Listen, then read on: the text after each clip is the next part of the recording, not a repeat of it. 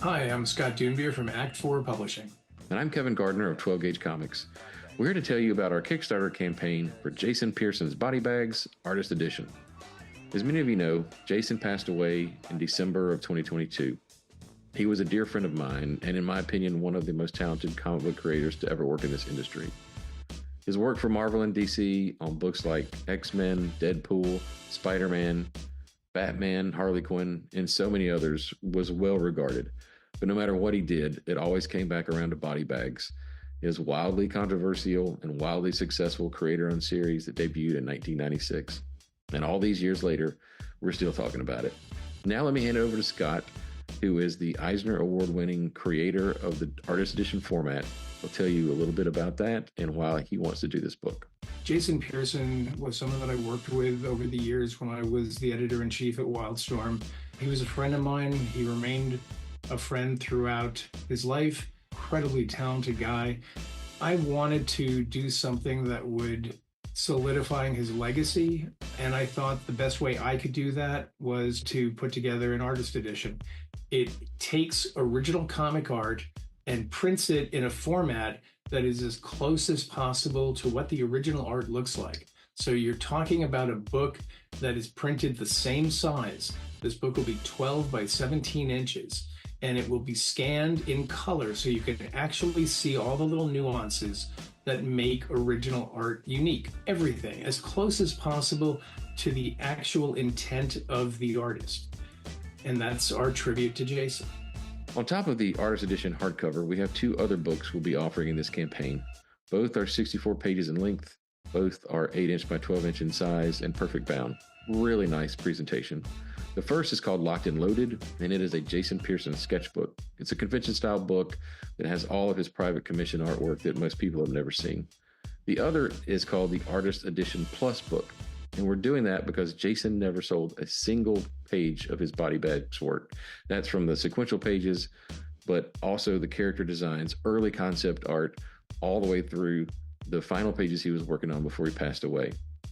If you back the book and you get the two ancillary books, you'll be receiving more than 300 images by Jason Pearson that have never been printed in this format. So this is an incredible opportunity. If you're a fan of Jason's, this is a great project. We've also got some add-ons as part of our campaign, like trading cards and print sets and some really great looking stuff. And also want to say, if you back Jason's campaign in 2015, we have a very special offer for you too. So please go check out our campaign page. Thank you so much for listening to the video, and thank you for your support. Body bags. Good evening, everyone. Late night stream. Here we go. So happy that some of you guys are here. I was thinking, even if nobody showed up, I would just start drawing because, as I mentioned in the chat, this page has been mocking me all the last couple of days of like, hello, you need to work on me, you need to ink on me. Just Galactus has just been staring at me with his cold, dead eyes and his blank dialogue boxes that he needs to be inked. Actually, I got something in the mail recently. I was going to save it for an unboxing, but I was so excited to open it up that I just opened it up. I'll probably show it closer sometime next week, like kind of go page through it, but I'll show you guys now what I got. This was a big reason why I got the urge to ink, because I got this. Let me turn off the blur.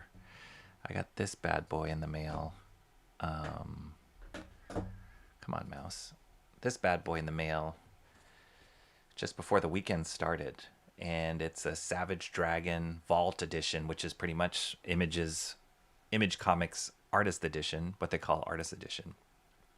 And they've done a Vault Edition for Spawn in the past, a couple of volumes of that, and they just announced they're doing one for Youngblood, Rob Liefeld's Youngblood, But this one is Eric Larson's Savage Dragon, the first, I want to say 4 issues of Savage Dragon or something like that. But it's so cool. If you grew up during the Image years and were enamored with all those dudes, it's just great. It's just so inspiring for me to see original comic book art. And I was just looking at how little I've done in comparison. Just seeing these thick books, I'm like, oh, it'd be such a dream to have that one day in the future. And I've only got 3.5 finished pages out of all this time that I've been doing this. So anyway, I really wanted to start inking. I wanted to do some inking tonight, and I thought, what the heck, I'll just throw on the stream. Whoever shows up, shows up. Whoever doesn't, doesn't. Too bad on them. But thank you, Mr. Monkey Boy, for being here. Yes, I got the Pearson book to a good place, Mr. Monkey Boy. Oh, almost forgot. How do you say monkey in French? He's just hanging out, playing a mobile game, apparently. So very, very cool. And Comrade Sammy. Where are you? Oh, Comrade Sammy. Never sleeping Comrade Sammy. Chat Ninja. I do remember both of you guys on a long time ago when I would call my secret draw streams in the middle of the night when I was doing digital drawings. I think you guys appeared on those too. So you guys are late nighters. A lot of you guys are late nighters. So Comrade Sammy says, it's kind of ironic that you streamed this late. I was wondering recently if you were planning on doing any late night streams, and lo and behold, here you are. Yep, here I am. It's going to be pretty chill, guys. I'm not going to do too much talking, I say.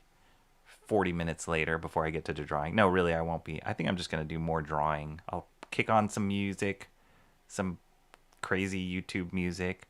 I actually, I'm going to try and see, like YouTube music has like a library of stuff. So I might just like DJ it while we're doing this. And try out different songs and whatnot. But I'm so glad you guys are here. Don't got anything better to do. That's great. I'd be a little nervous if you had really important things to do this late night. A couple hours to spare. Good. Me too. I think I got a couple hours. Good evening. It's morning for me already.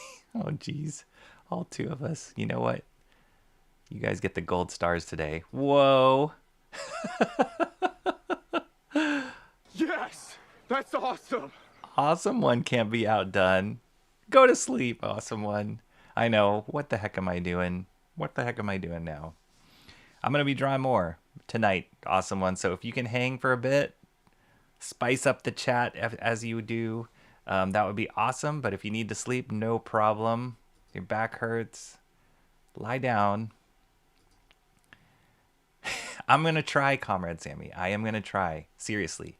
I'm a little like lower energy. Well, it's later. For me, I can't complain. I know it's later for a lot, later than me for a lot of you guys.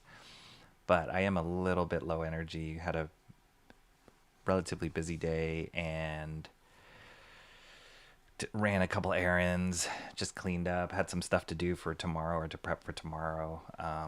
Some cooking stuff to prep for tomorrow. So that's in process or happening. So yeah. We're gonna get to the drawing faster than normal. At least you missed the Who Cares CG Awards crazy in there as a mod ban. Oh boy.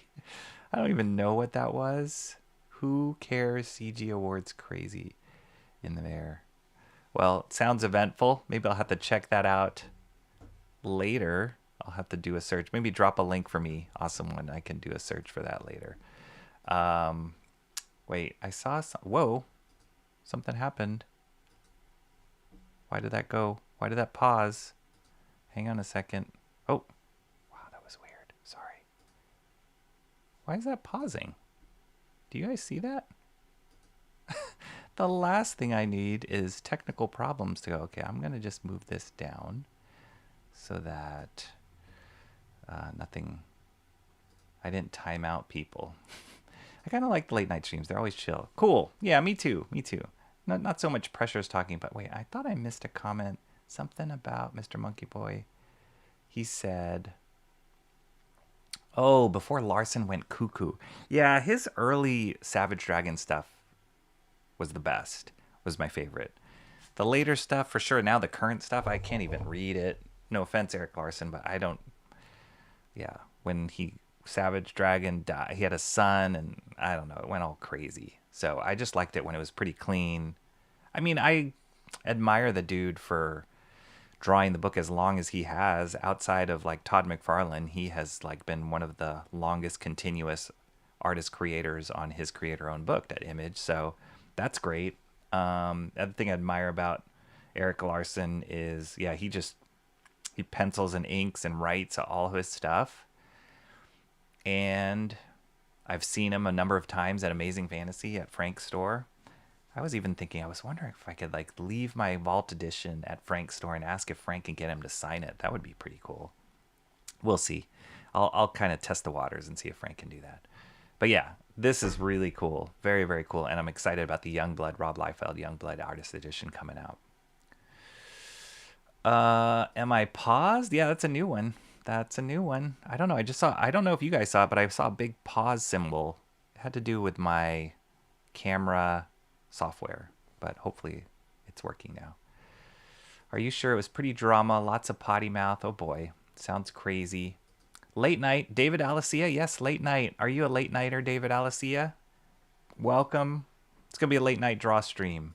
Timmy Mello is here. What's up, man? And the Guardians are headed to October. Just as about to head to bed. It is a crapshoot, but I'm good to see you anyway. David Alicia, have you been here before, David Alicia? Your name sounds familiar, but I could be wrong. If this is your first time here, welcome to the craziness. I don't late night live stream as much as some people do, but tonight was calling. This page was calling. You saw the pause symbol too. Okay, yeah, that was a problem. I don't know why I did that. David Alicia says he's a night owl, so cool. Maybe, you know what? It's a different, somewhat same but different crowd. Before I do get to the drawing, this is Master Study number 6 for this MOEBIUS page, which is crazy. And I think I can get that done. 2 more is what I'm anticipating. So including this one, I think 2 more. I'm pretty sure I can finish this last panel. Well, that's the goal. The bottom panel, the face panel, this panel. I'm pretty sure I can try and finish this one tonight. And then all this crazy perspective malarkey, that's going to be its own stream. I don't think I have the brain power to work on that tonight. So yeah, that's the goal, but cool. David Alicia says he's been watching you for a month now. Awesome, man. Thank you so much. Thank you so much. We are at 420 subscribers. I'm very excited about that. Even when I feel like I'm slow to post stuff or like lacking in streaming, like I'm like, I haven't streamed in a couple days. The subscriber count still keeps going up, keep ticking up little by little. So I love it. David Alicia says, I funded the Jason. Wow, dude. I am so honored that I helped convince you to do it. You will not regret if you have any kind of inkling of, or just a hint at liking Jason Pearson's work. I think this is going to be a good one to invest in. I am over the moon excited that they hit their goal. This is one thing I was going to show before I started drawing. Here we are. They hit $102,342. Jason Pearson's Body Bag Artist Edition. And the last stretch goal was what they just ran into. Oh, hello. This is new. I didn't even look. They just added these extra goals down here, but 100K was the 8 pages added to the Body Bags Artist Edition. So they're at a 240 total, which is amazing. 16 pages added to the Artist Edition Plus, which is the supplemental book. What are these new goals? Body Bag soundtrack. What the? 4 more pages added that. What? They keep. Dag nabbit. I think we can make 110 in 4 days. 16 pages at. Oh my gosh. 100 and. Can it get to 115? Man, they're just laying out the breadcrumbs. Well, we'll see. I'm happy where it is right now. 240 pages is amazing for this book. But if they add more. Congrats on the 420. Thank you, Comrade Sammy. I'm very excited. Awesome One says, I'll nominate you next year for ambassador. What? What is that? What is an ambassador? To where? Another country? What's going on? David Alicia says, I'm a big Michael Golden and Jason Pierce. All right. Well, then we're in, man. We are in. And I'm so glad you backed it. It's going to be a great one.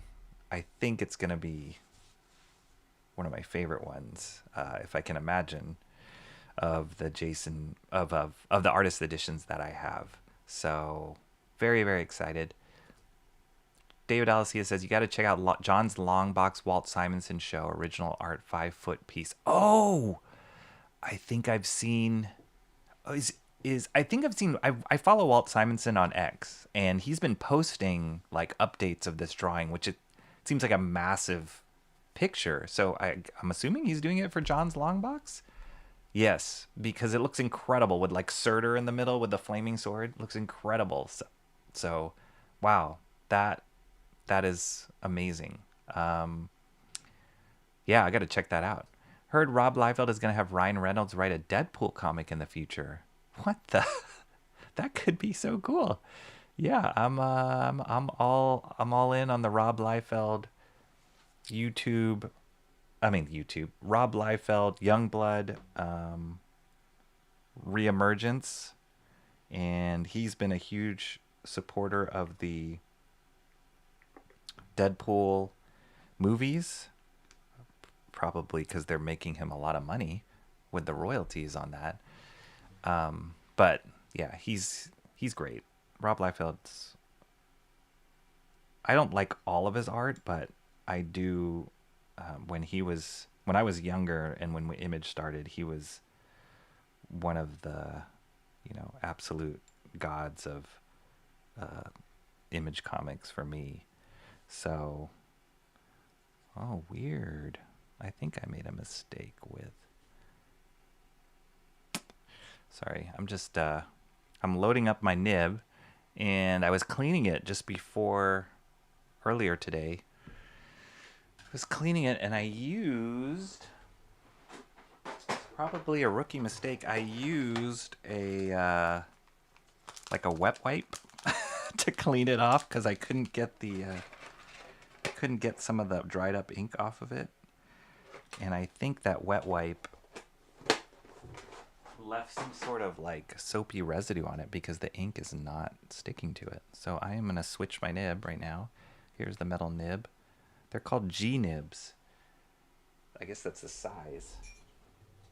But let me switch it out here.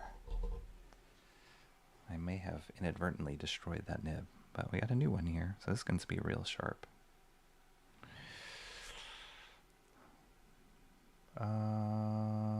Okay, John's Long Box. Just want to make sure I got. Simonson commission is for a private client. Oh, I can't even imagine how much they're paying for that, but that is awesome. There is one guy that I follow on X who is, I think he's like a surgeon or doctor, but he also is like this crazy original art fan. And he's always posting these, sometimes posting mostly like medical stuff, but he's also posting, is it the ink? Oh, well, he's also posting scans of like, or images of the pages that he owns. And I can't imagine how much money he pays for original art. God bless the artist editions to give us peons access to that. I'm going to put a white post-it here. All right, here we go. So yeah, I'm planning on trying to get through this whole bottom panel tonight.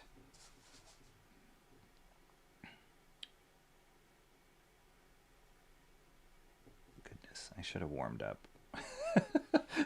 I'm a bit wobbly. I feel it.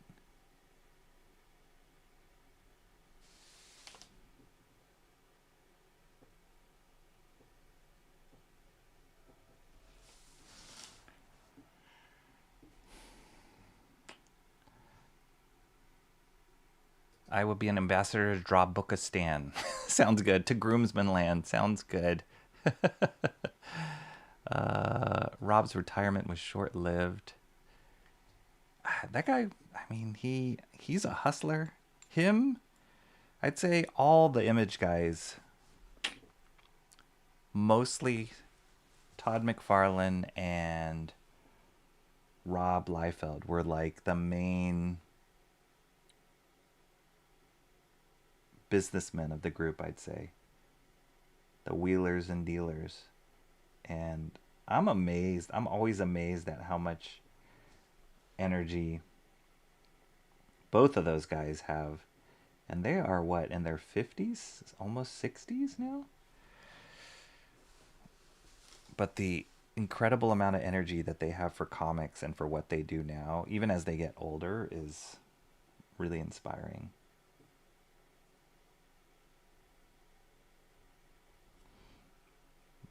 Todd McFarlane was for sure my favorite artist growing up.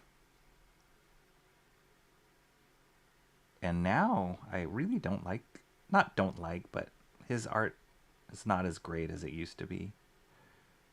Even though he's still drawing stuff. I feel like his style kind of lost a little bit of his edge as he got older, but he's just focused on the business stuff and the wheeling and dealing and being in front of the camera and meeting the fans. And Rob's stuff, like his stuff looks arguably still looks pretty close to how he used to draw.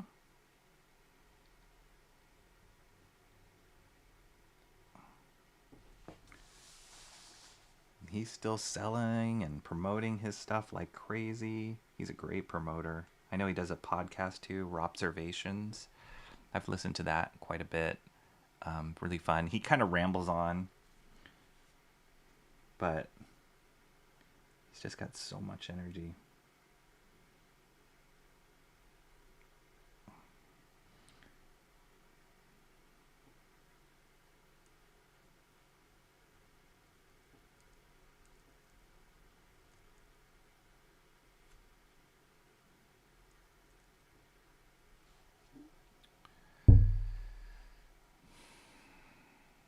My body's inflamed. What I eat? So late. What's up, Unhinged? Jason, what are you doing?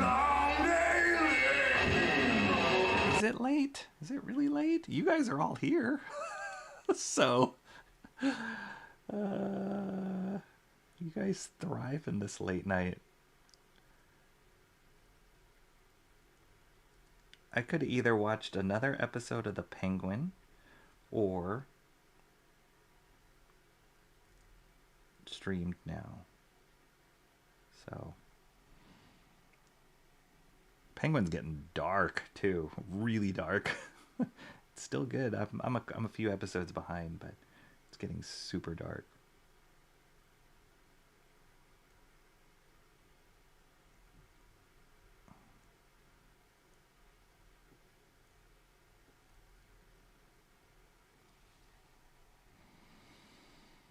One, two, three. Good to see you, Jason. Hope it's not an allergy. Awesome one. Feels like my back is on fire. Oh, geez. What did you do, man? Were you sitting down? Did you stretch it out? Or is it like an internal thing? Your back, though, that doesn't sound normal. It can't be something you eat. I've never had like back allergies or back reactions to something you eat. You have any ice? Yeah. Certain foods. It's internal. Wow. There's Rob Liefeld, Mark Millar, and Todd McFarlane as the big three innovators right now. I will agree with you Timmy Mello. I think that maybe I wouldn't classify them as innovators. I think they are Todd's, he's just killing it with the toy market, like all the things he's doing, the toys. But I think those guys are staying so relevant, like for sure. They're keeping their careers relevant, and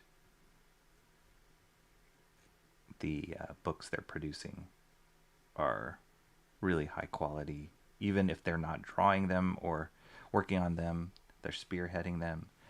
They're still top notch. I think just the sheer volume of what they're putting out to and the consistency is incredible for all of them.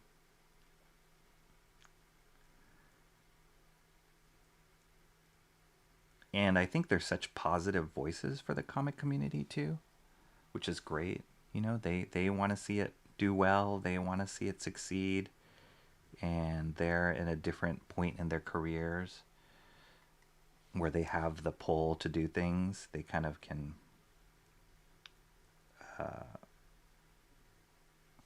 their voices are respected, well respected in the industry. And so they have a lot of pull, a lot of influence when they speak out about stuff. So yeah, I'm just blown away by the longevity of their career and how they've been able, all of them have been able to evolve as artists, as well. I know Mark Millar's not an artist, but as creators, writers.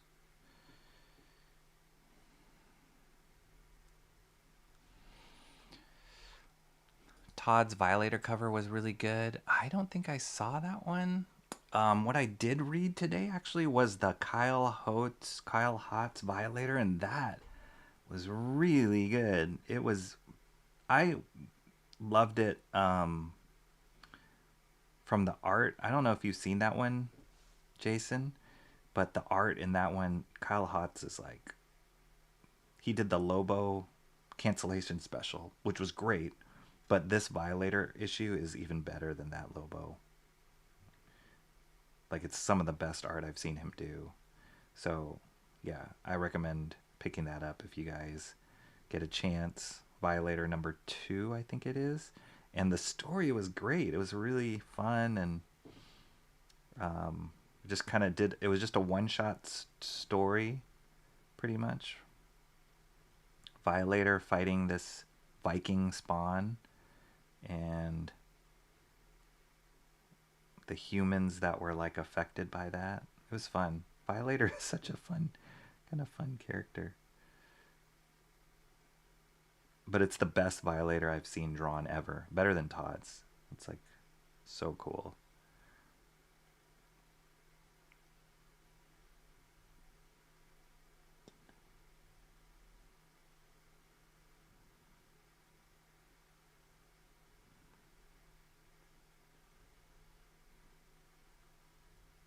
Oh yeah, I said I was going to put on some music. Give me 1 second.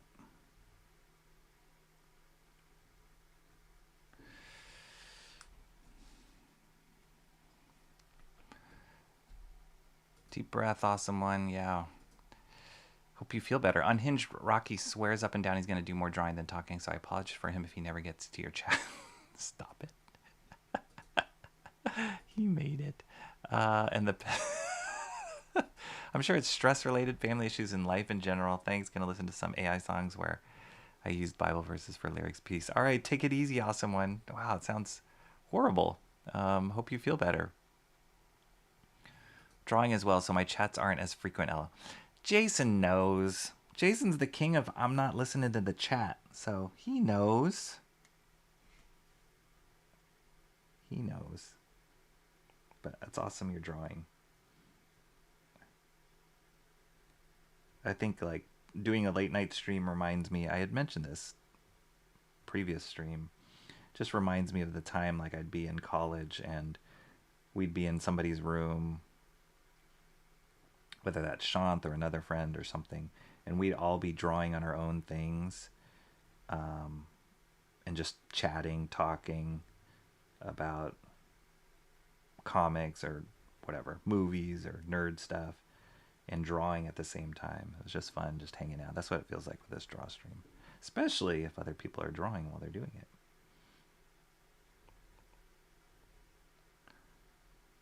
Just hanging out.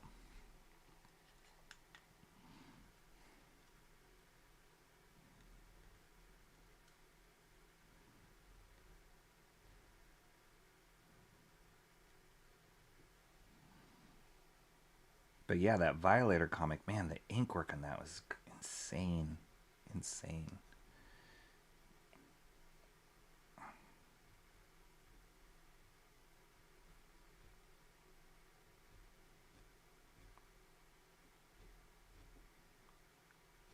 think Awesome One should take some like ibuprofen or something for his pain. To stay sharp while having no idea who to draw, I just been doing 3 straight days of 600 line strokes with, wow, 500 cubes and squares of different sizes. Oh my goodness. That's disciplined right there. Especially Miller and Liefeld these past few years. Yeah, those guys, crazy. Miller's daughter is a pretty talented drawer. Yeah, she, I believe she kickstarted a book as well. If I'm not mistaken, he was kind of promoting that as well. So cool. I always wonder that, like, people that are children of, like, super successful, say, artists or whatever. Like, you know, like the Kubert brothers. Adam and Andy Kubert being, I'm sure it's daunting to be, like, kids of Joe Kubert, but at the same time, like, really inspiring. And you got, like, this insider connection to the industry. With your dad being that. And I think one of the Kuberts, I don't know which Kubert, has a daughter as well who's into comics. I think she was working on some comic on Frank Miller's label. I didn't pick it up though. Wasn't my thing.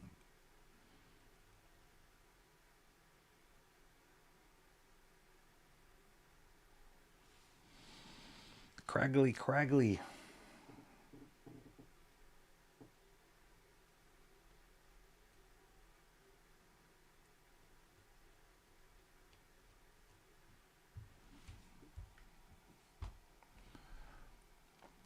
Wayshack, yes, Wayshack. I didn't pick that one up, but I do want to. It looked cool. I saw tonight Hotz did it, so I need to grab it. Yeah, Jason, so worth it to find that one.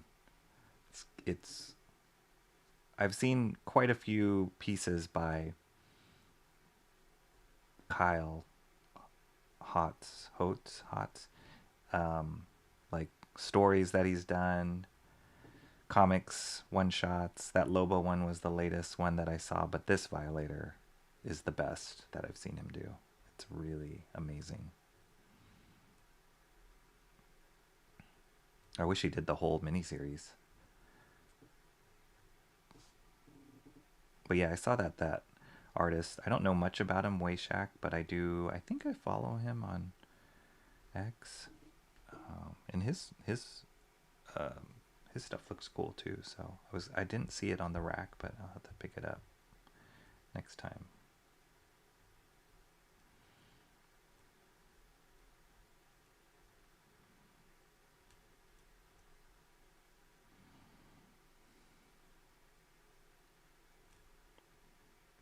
Oh my gosh, there's so many lines.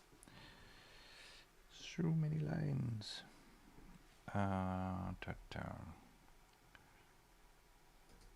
Unhinged is working on Frog G2, his next crowdfunder. Drop the link, dude, if you have a link for it. Back that stuff. Whoops, what's going on? Somebody just walked by my front door. That was my front door telling me. What's a chat? Chat, so he never finishes art. Emma Kubert, that's right. Thanks, Mr. Monkey Boy 1969. Tim Miller says, my practice circles are looking kind of dented, so I'm also working on overcoming a hitch in my shoulder while training muscle memory. Come morning, another 600 lines and however many circles and boxes. Wow. Dude, that is so disciplined. I was watching a stream recently of by an artist for predominantly he does work for Marvel. He worked on Daredevil for a while. He's did some work for Valiant as well. His name's Paulo Rivera. Very good artist, really good artist. And I don't know how I started following him on YouTube. I don't know how I found his channel, but he didn't stream that often, and then he started streaming a couple days ago. So I happened to catch it live, and he was showing his sketchbook, and holy moly, his sketchbook looked like crazy good. And he was like, oh yeah, you know, I was just sketching this and that, and he was sketching people, sketching kind of doing like master's study of different comic book artists, not like a full page, but like a study of how certain artists drew certain things, or just like a character or whatever. And he had some Moebius in there, he had some Alex Toth, just different, all sorts of different artists. But his sketchbook was unbelievable. I was like, God, yeah, I need to sketch more in my sketchbook, but I always say that and I never do it. So the fact that you're actually executing this, Timmy Mello, your exercises, is amazing. Good for you. Keep doing it.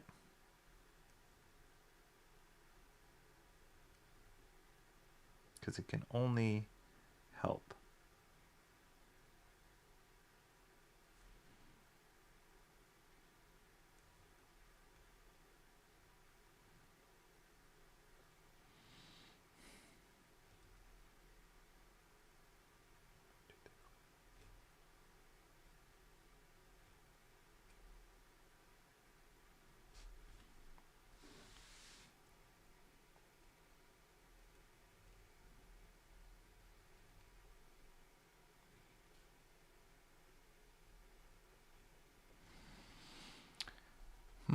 There we go. There's the link.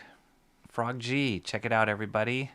Sign up for the notification or the mailing list, I guess. Wayshack is one of my favorites. Mix of Todd and Keith on acid. Yes, I can see that for sure. Paulo Rivera sounds familiar. You know the cool thing with Paulo? Yeah, he's worked on... I think I discovered his work through Daredevil that he did. But the awesome thing about him is... not only is he a good artist, but his dad is as well, and his dad is often his inker. So that's pretty neat. I don't know the story there of like how that happened or what led to that, but it's really cool to see like a comic book artist working with his dad on a consistent basis.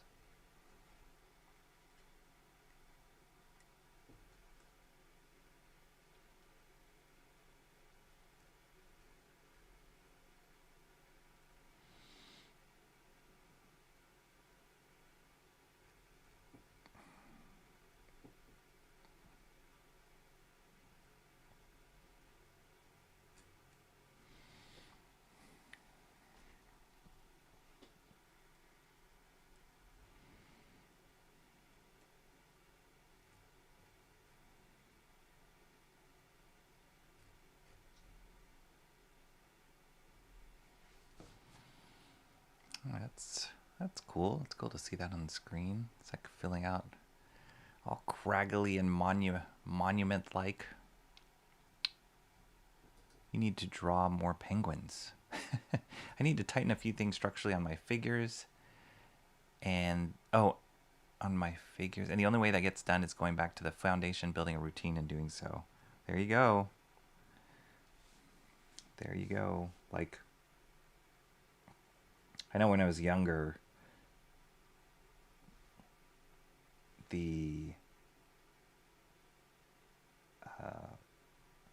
you'd always like say, oh, I gotta find my style. Like, what's my style? Like, what, you know, and you always gravitate to certain artists because they had a cool style. But when it comes down to it, it's like, Just gotta master the foundational skills. And your style will come. But if you don't have those skills, you'll never really find a style, or you'll just be all style and no substance. Which there's some artists out there that make careers in that. But oftentimes, the ones that last, the ones that have impact, lasting impact, are those that strong grasp on foundational skills. Like, I mean, you look at the masters at like Picasso, like people think, oh, all his weird abstract cubism just had this very, very unique way of looking at the world and revolutionized this. But his early stuff, like he knew how to paint and draw the foundations of that really well before he got into the quote-unquote style that he was known for. I got to see a cool exhibit of his work when I was in Paris the first time. It's a beautiful exhibit of his work.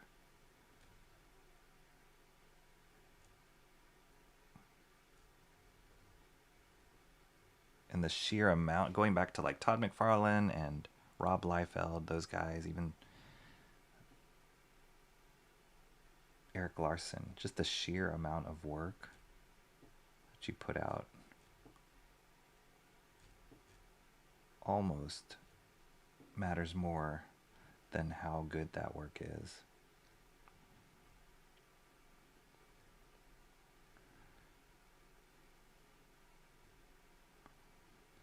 And it's easy as an artist to kind of get hung up on like, oh, it's got to be like beautiful and perfect. And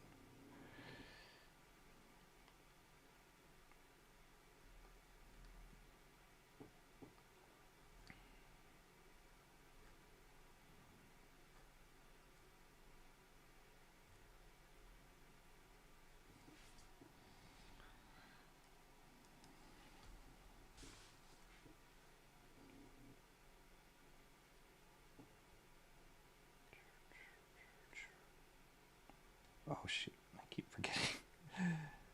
forgetting to put the music.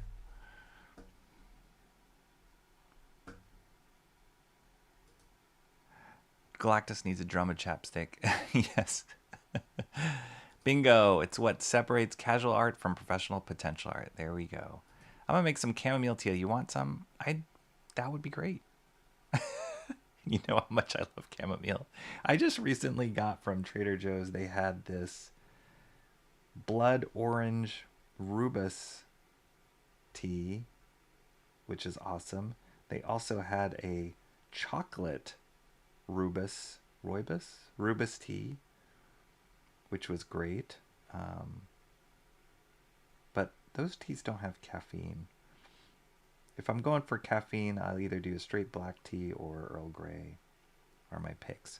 Chamomile, not so much.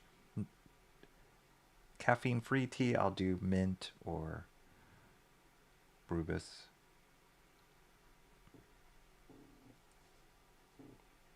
So, but I will take one. If you're making a cup, I'll take an extra cup.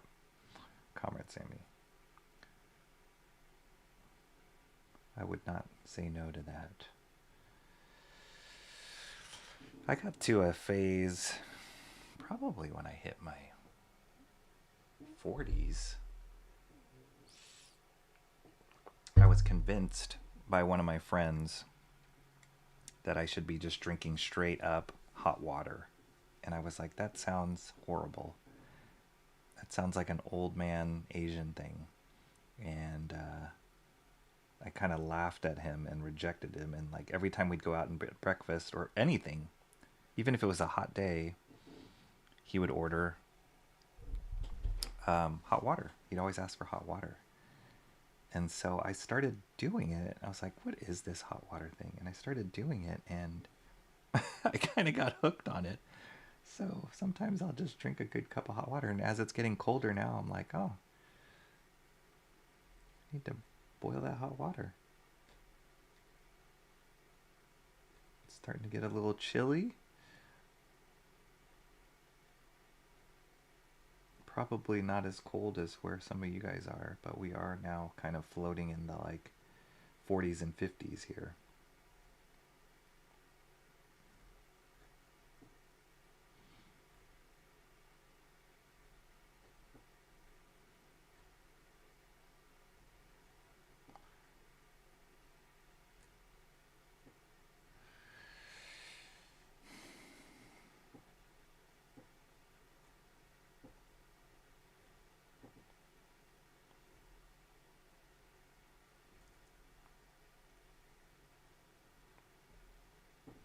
I need to WD-40 this chair I'm sitting in. I keep hearing it creak a lot too.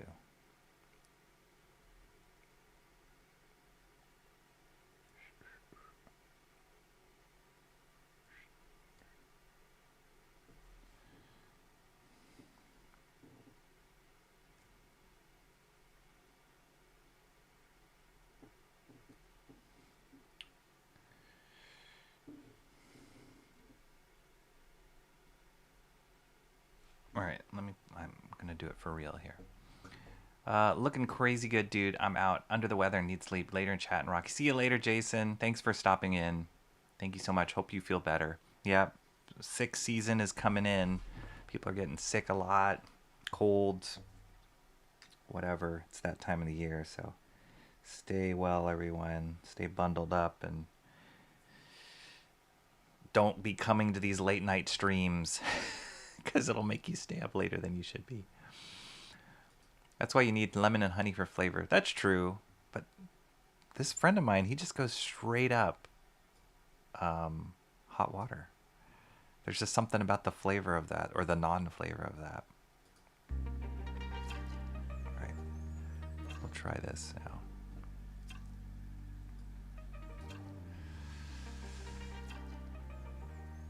Cats must not, I think my one cat was here at the beginning, but I think he's settling down. Usually when they settle down at night, they might wake up again like in a couple hours, but they usually, when they settle down after they eat dinner, have their last minute late night crazies, then they're pretty much dead to the world.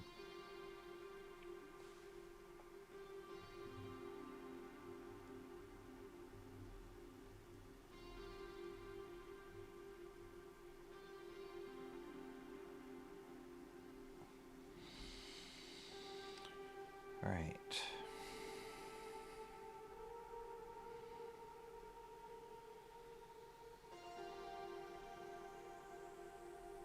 Actually, I should do this eye first before I start doing more of the detail.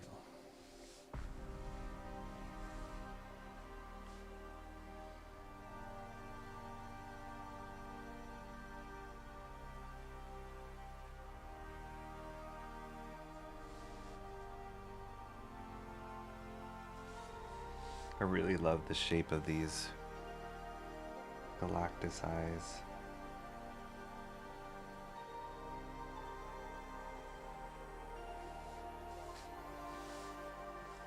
They're like almost elegant compared to the Kirby design of Galactus.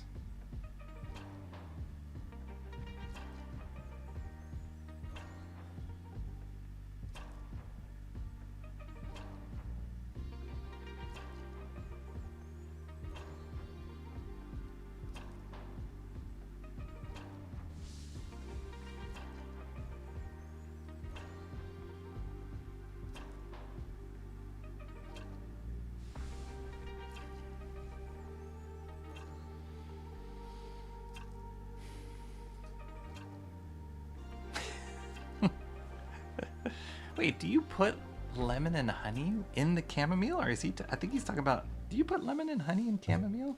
I don't feel like those go.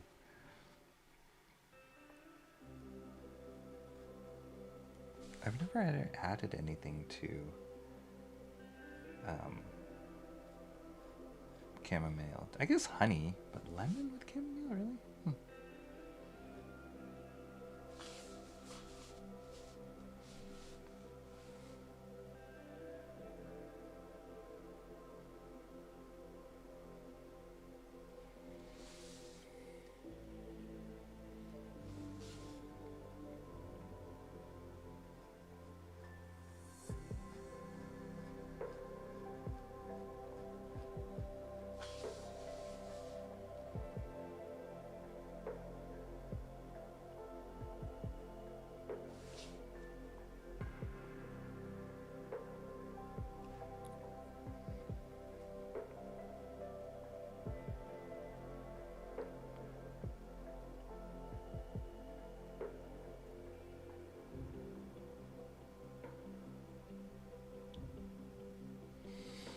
The other reason why I don't do so much late night streaming is like I want to be in my like pajamas already, or like take a shower and so maybe to remedy that, I was considering just doing a stream where it's like you can't see me, just turn off my camera and just you see my hands. Could do that, because otherwise I'm like, ugh, if I'm doing a late night stream I can't shower. I'm a night shower.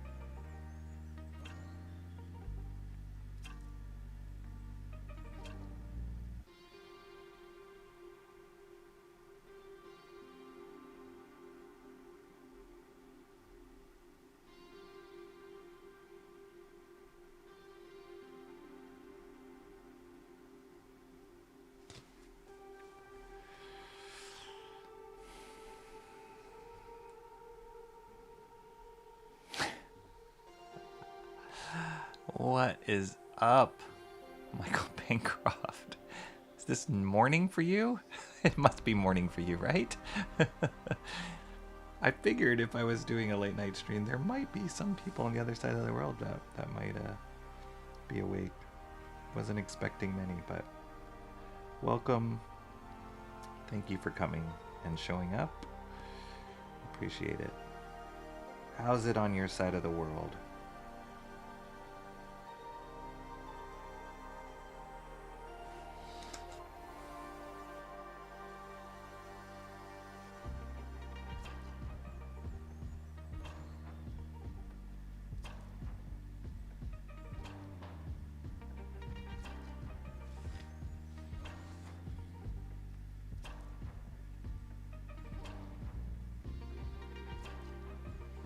Yeah, I did get to make it to one of your art shares, the one where you guys were talking about Arcane. I caught some of it and didn't get to catch all of it, Michael Bancroft, but it was cool. I was glad I was able to do it. I was telling some people I was like grilling at the time. Again, it kind of like conflicts with my dinner time sometimes when you stream. So if I'm cooking, it's hard to do it at the same time, but I was outside grilling, so I just popped in my AirPods and was watching. The other thing I hate is, like, I hate chatting on my phone. It's so clunky. So sometimes when I catch stuff and I'm on my phone or I'm on the go and I catch a stream, I can't really participate as much because I don't like the chat on the phone is not as great, especially when you tag people. Oh, here's a cat. Hello. Howdy. Are you gonna settle in here? Buddy. Did you hear me talking? I thought you were asleep.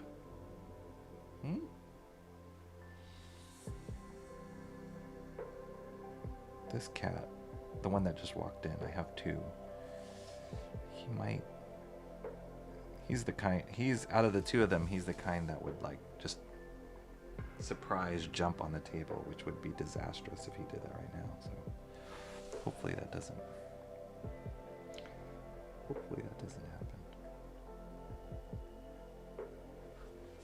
Hi, buddy.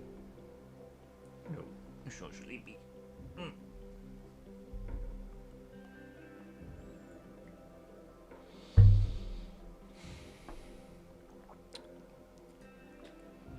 Now I have to decide if I want chamomile with or without melatonin. It's just 6 p.m. for Michael Bancroft. Oh, really? Really? 6 p.m. on Sunday. Is it Sunday, 6 p.m. for you? Okay. It's not so opposite other side of the... Like, my in-laws live in that side of the family. They live in Singapore. And I think they're... I thought they were like something like 16 hours ahead or something like that. I can't remember.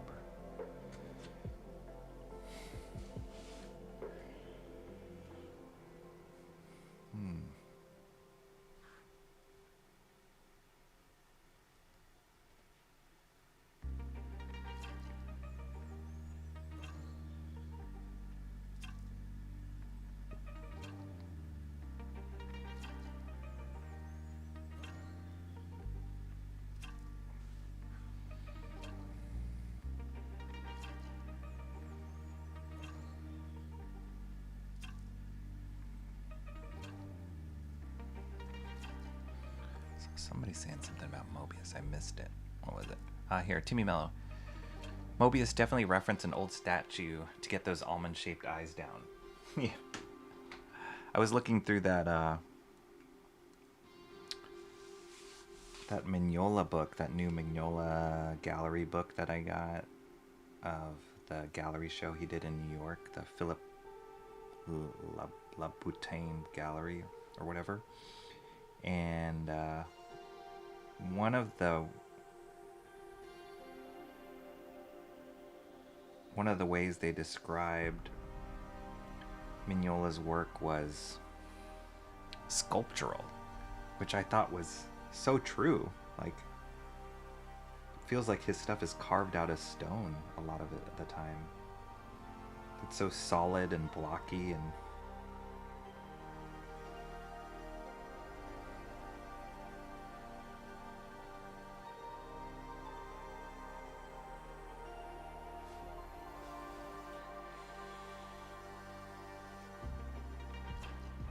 sure I get the contour of the angle of these contours somewhat close, because it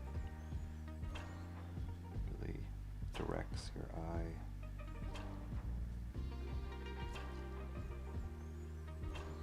Adds depth to this eye socket.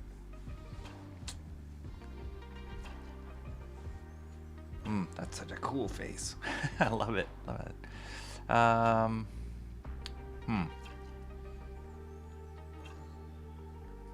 Only if you want to be out like a light, commenting melon might be overkill at this hour. Yeah.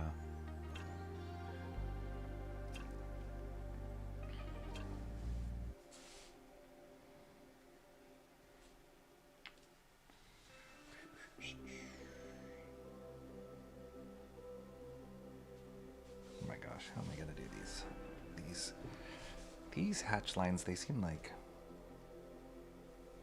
really thick and layered on top of each other.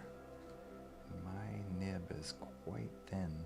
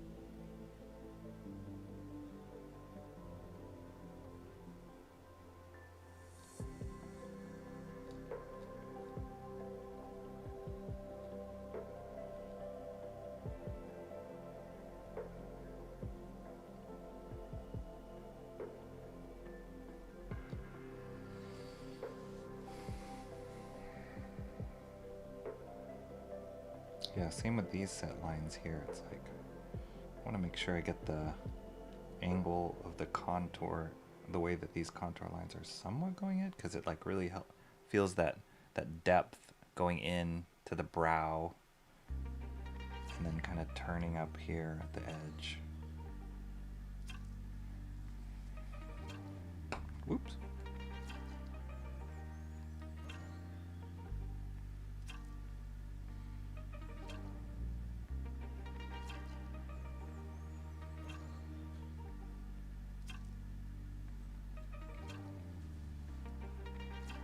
Hit that like, if you guys can, everybody here. Thank you so much for indulging my late night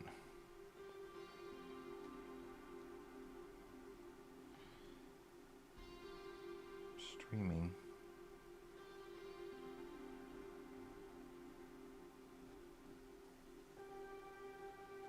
It's like right before this, after dinner, my wife and I, we went shopping at this this one grocery store that's not too far from where we live. It's called H Mart. It's like a Korean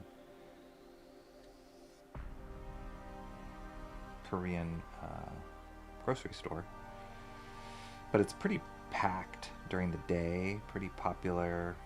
They got great deals and just good stuff, good quality stuff. So it's usually pretty packed when people go shopping, especially on the weekends. And now that we're heading close to Thanksgiving, a lot of people are just shopping. But when you go off hours, which we kind of did, it was like after dinner, a little later in the day on a Saturday. It was no lines, easy to find parking. And I bring that up. Why did I bring that up? Oh, because of streaming late night. Like some nights, not a lot of people are streaming, and so people are still up looking. I know there's some nights where I'm like up late or looking for something to watch and nobody's streaming, and I'm like, well, this would have been a good time to stream. I guess it just depends. You want to be consistent when you stream, but you also want to find the gaps in times of stream so that there's more people looking for stuff to watch.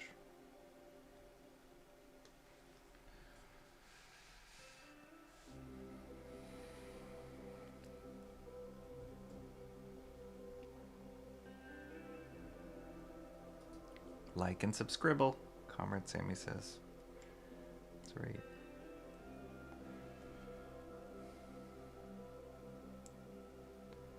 It would be so cool if I could get to 500 before Christmas, or maybe more realistic goal is before the end of the year, but we'll shoot for it. We'll shoot for it. We're on our way, heading towards it. I have another good friend. I've mentioned him a few times, but he's a YouTuber in a totally different space.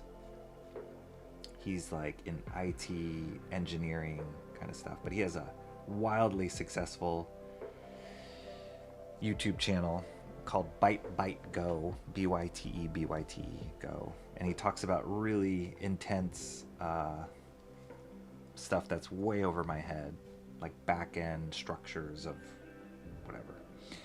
I don't even know what it is, but like engineering talk, computer engineering talk. And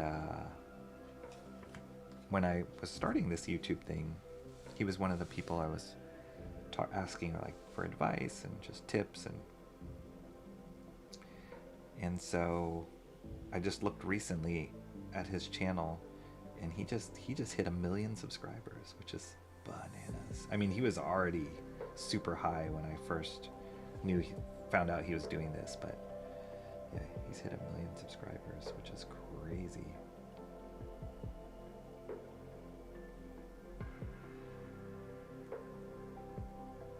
But he doesn't do anything fancy. He just does it really well, what he's talking about, really clear, and he was one of the first people to do what he did.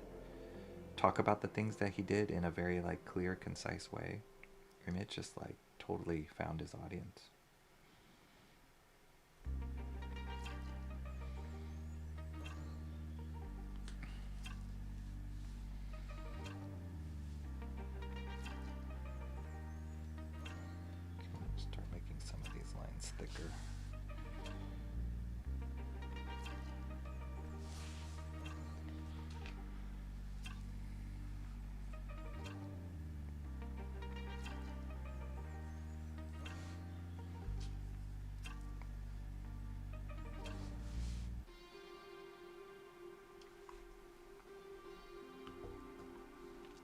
conveniently set the clock to 1 a.m. to stream. That's right. Yeah, it's pretty incredible. He's also one that he does, I think he did a Substack. Maybe it wasn't Substack. Maybe it was just a regular newsletter that he did on his own. So I think he did it before he did YouTube, actually. Like, YouTube wasn't the first thing. Oh, man. You see that? Ah, dang it. You guys witnessed my first... I'll have to clean that up and white out, but I just smudged with my finger. I felt it. I felt the ink stick. Dang it.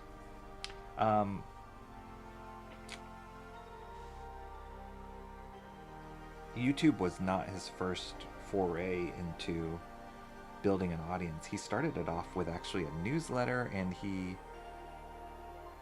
wrote a couple books too on the same content that he's streaming now. And when he started doing it on YouTube and producing videos for it, it's like that audience carried over and just started building.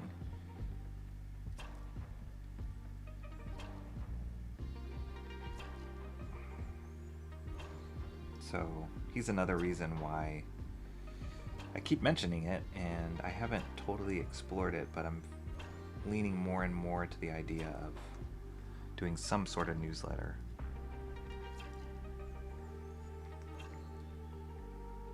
And because of kind of his success doing it, and also other people specifically in comics, like Mark Miller does it, Declan Shalvey does it, does a newsletter. Granted, they have stuff to talk about, and I need to figure out what that would be. But yeah, it seems like a cool kind of supplemental to streaming to help build audience.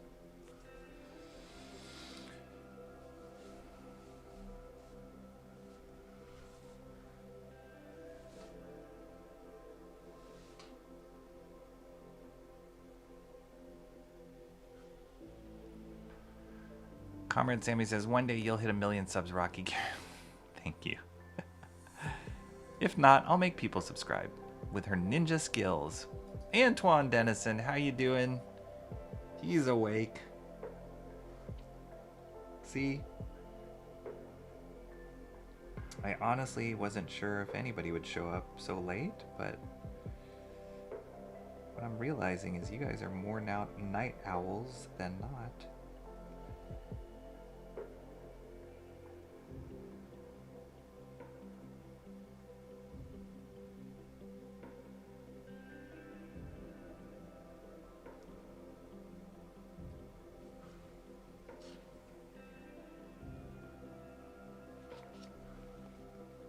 Smudge, really.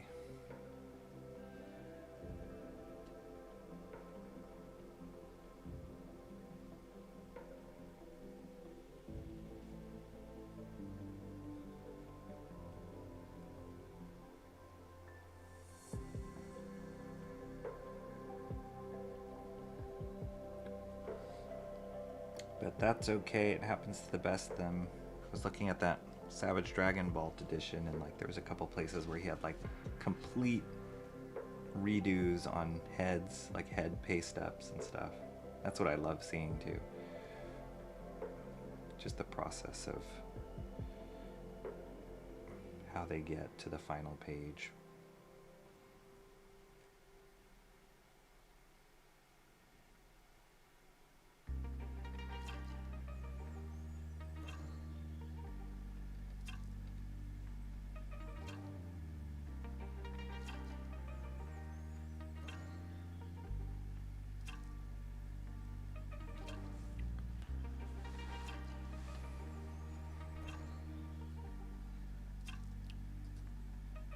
These days, I enjoy writing more than drawing, but I'm afraid to share under my real name.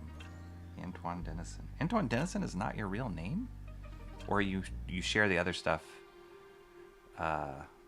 under a different name. A pen name, if you will. Yeah, it's weird. It is weird to just kind of put your name out there. One, there's a bunch of crazy people who can use that against you in this day and age. And two,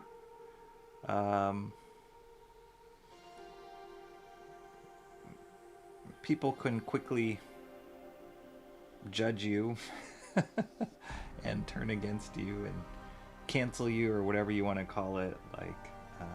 So that's not cool. Hopefully things will change in that arena, at least in America. Hopefully those kind of things will shift in a better direction than it has been going, but you never know. Really don't know. But I also know, or I was convinced, I should say, as an artist trying to put yourself out there, put your work out there, it is, whether that's drawing or writing or whatever, it is kind of important that it's you as opposed to a pseudonym. Because ultimately, people are going to attach to that. And if they don't really know who you are, then it's hard. I don't know. That's how I feel. Shant was the one who was heavily convincing me of you've got to put your name out there. You're putting your work out there, so you got to attach your name to it. So that's why it's here. That's why I'm here.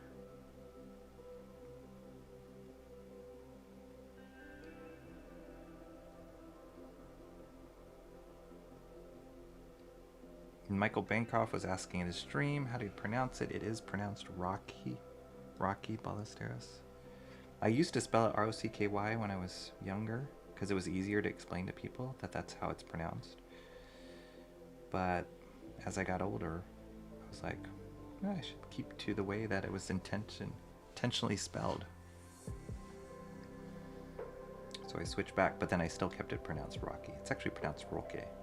It's a Spanish in origin, but I've always gone by Rocky.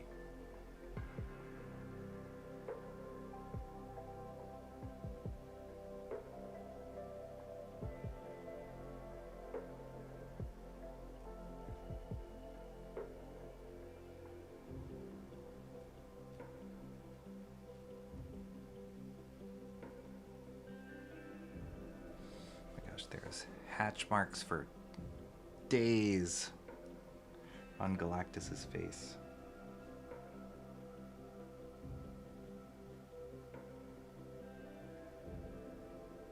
Oops.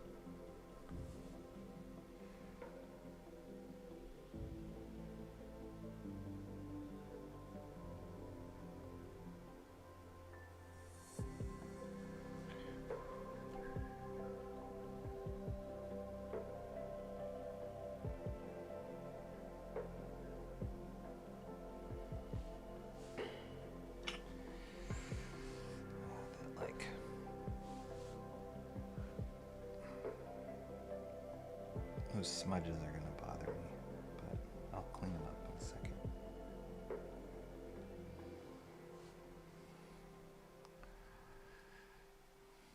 I love how Rocky still assumes some of us don't stay up at Antoine Dennis says, I'm usually up all night working. Today I'm just drawing. There we go.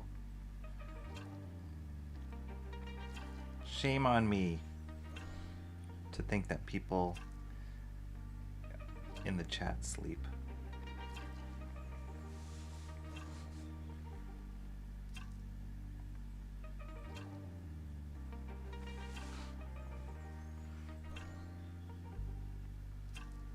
I do like the quiet of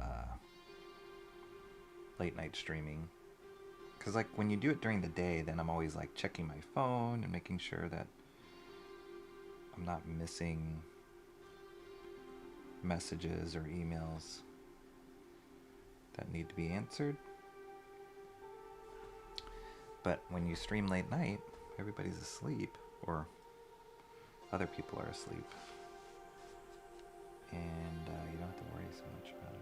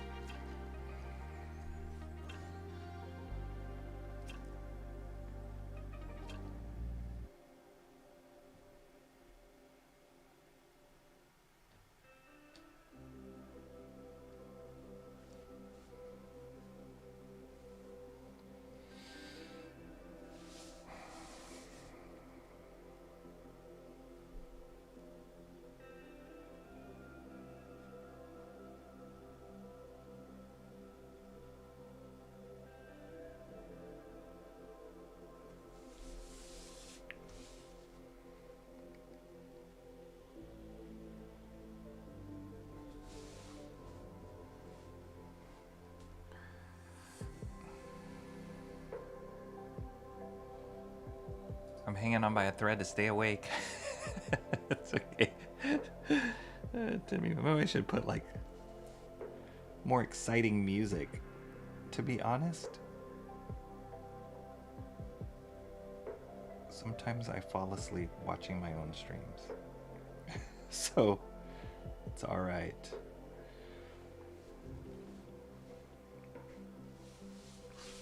It's a free country. You can sleep when you want to sleep.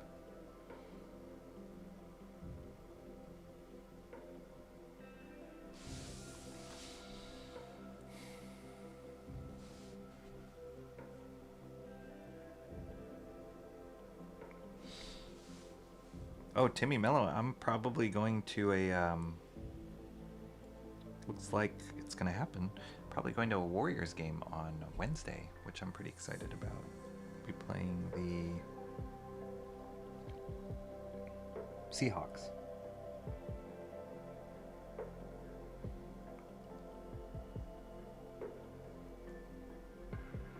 I haven't been to a game in a while, but that should be really fun.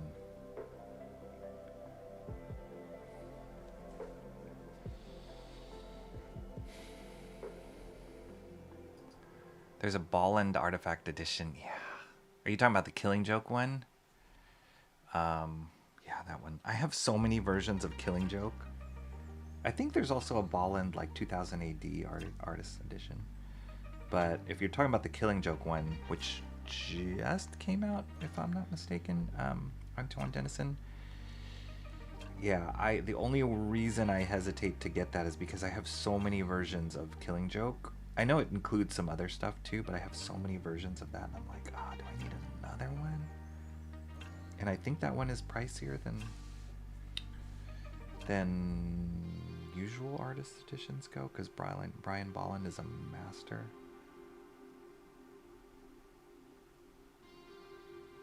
He's almost like too perfect. I'm like, ah, oh. Yeah, I love it. I love his work though. He did an interview with Mark Miller, had him on his channel, and he interviewed him. It was great. It was a great interview. He seems like an awesome dude, like super down to earth.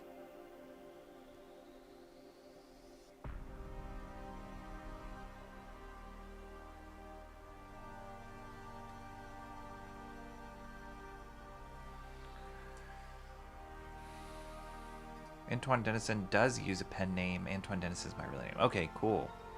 One would never believe his real name is Groomsman. The only thing that will shift is your hiney in that chair. Yeah. This chair is like, it's not even on wheels. And so sometimes if I have it positioned wrong, and I don't even know it, I'll find like my back is straining in it because the chair is not moving over, which is pretty bad. I'm in the market. I'm looking. I mentioned this a couple streams ago maybe, but I'm in the market for recommendations of good office chairs.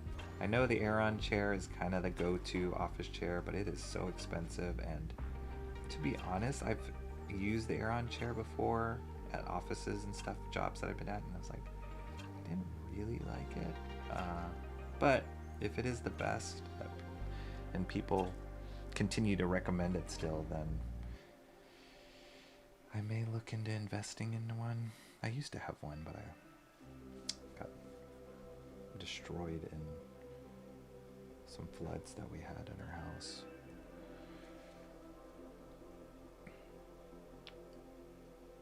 But yeah, if anybody has any other recommendations of good office chairs, I am looking, because the office, I don't know if just my butt is used to the office chair that I have. It's not a bad one. It's what's the brand? I think it's Steelcase, maybe? Is that the brand? It's not a high-end chair. It's nice, but it's not super high-end. And it was great for a while, but I think my back and my butt just got used to it, and now it's like starting to hurt when I sit down too long. I see all these people have like gamer chairs. Some of them are super ugly though. And I don't have a lot of space for like a big chair. But yeah, if you guys have recommendations, I am for sure researching it.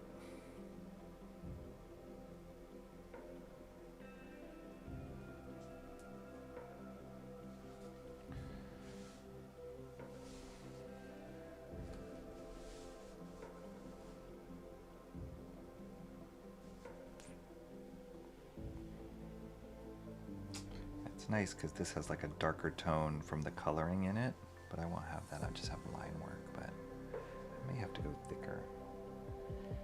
Some of these lines just to give it that darker feel.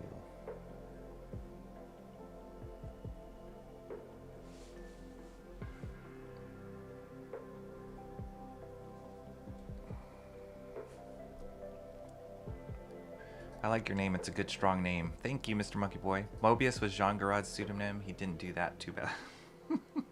That, fair enough. Fair enough. And I think the story with that, though, Antoine Dennison, is he created the pen name Moebius because he was starting to draw more like sci-fi fantasy stuff versus the work he was doing on like Blueberry, and he didn't want it to get like confused or people to assume that, oh, this is just a Blueberry artist, what's he drawing this, so he gave himself that pen name.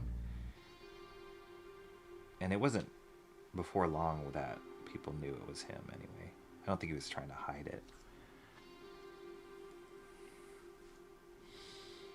But yeah, Moebius, I mean, that is just the coolest name ever.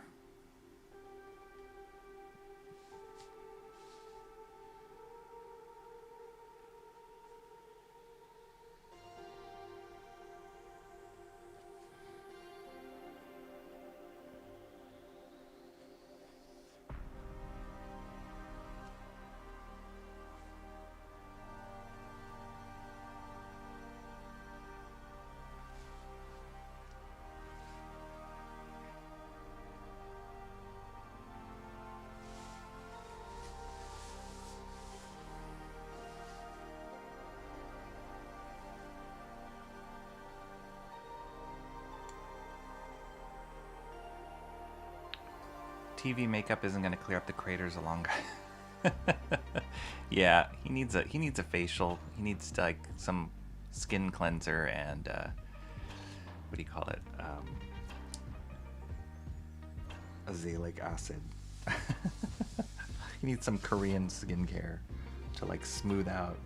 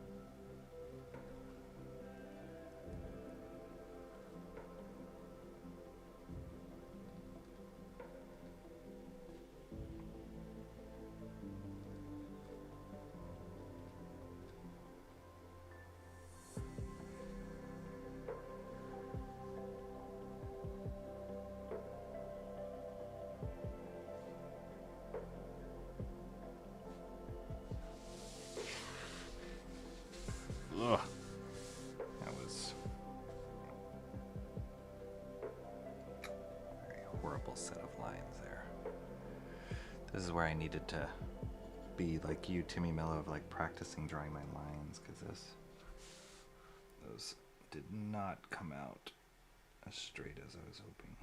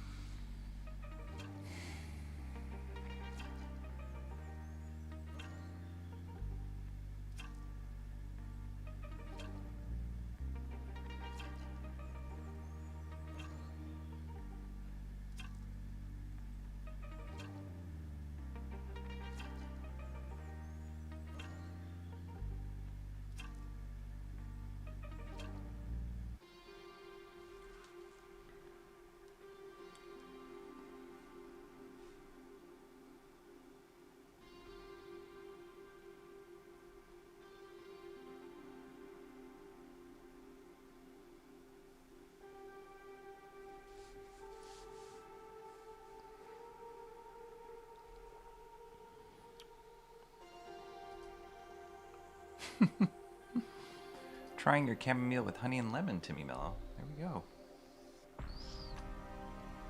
Helping each other out. Not bad. May add some creamer though. Creamer. Warriors versus Seahawks. Interesting cross sport. The Golden State Warriors and the Atlanta Hawks. The Hawks. I'm sorry. Did I say Seahawks? It's not the Seahawks, right? I think it's the Hawks. Whatever. Trae Young's team.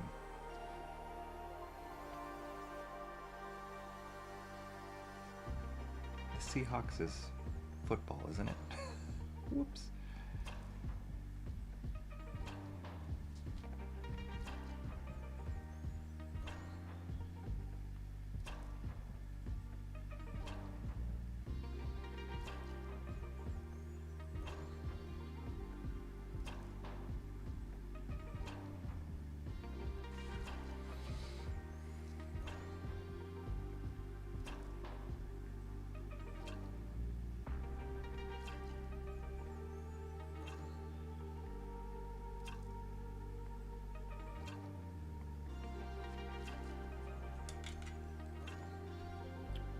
Over at the Oracle Arena, my old security boss runs that facility. No way! No kidding!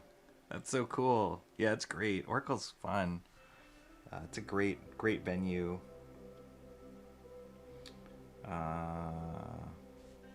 The only stinky thing about it is parking and getting there and just the traffic to get there. But once you're there, the venue's great.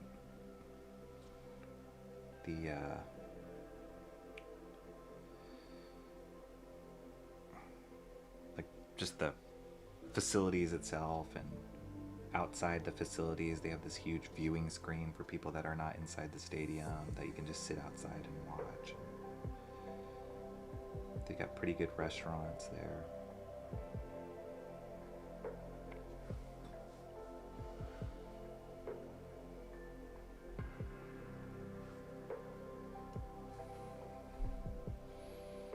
I have the Apex edition. This graffiti edition is the most recent Killing Joke and DC stuff prior to going all digital. Ah, there you go. Yeah, I can't remember. I have a Killing Joke Batman Noir edition, and then I think I have like 2 different printings of the actual Killing Joke. And I know there was one that he hated the way the colors turned out in the first one, so he colored it himself. The second one, I don't know. Yeah, there's so many versions of Killing Joke. What's up? Shelby's here. American Discord, just dropping by to smash that like. Late night art stream. Woo! I'll check progress in the morning. Sleep tight. Don't let the bugs bite. Bed bugs bite. What's up, Shelby? Thank you for coming in and hitting that like. Appreciate it, man. Shelby just did the worst streams that Shelby does, and worst I mean best, are his art for inspiration streams. And the reason why I say that is because usually after he does them, I'm like, oh, I really want that. One of the latest ones he did was like the Batman Black and White Volume 3. And I was like, oh yeah, I have all those. And I realized I only have 1, 2, and 4. And I'm missing 3. And the ones that he was showing in 3 as he was flipping through it was like, oh man, that's so cool. So I bought several things that he's done his art for inspiration on, which is dangerous, very dangerous to watch those. Always got the cool stuff.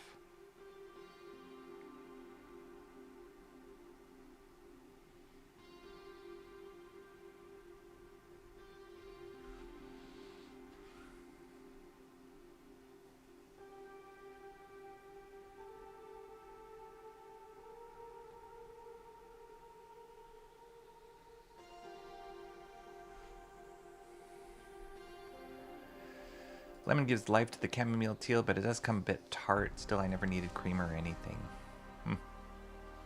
Lazy boy. Yes, Garad wanted some separation from what he was most known for. There you go.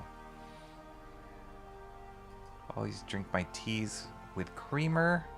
That's very British, isn't it? British, drinking it with cream, milk and cream. I mean, milk and sugar. Very British. We'll have to ask Katie how she does her coffee, or how she does her tea. It is nice with cream, though.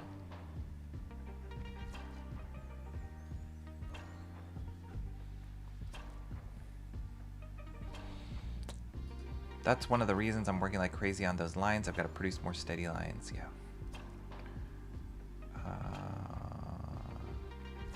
Brian Herbert, he jumped over there in 2020 from Cleveland. All right, Brian Herbert.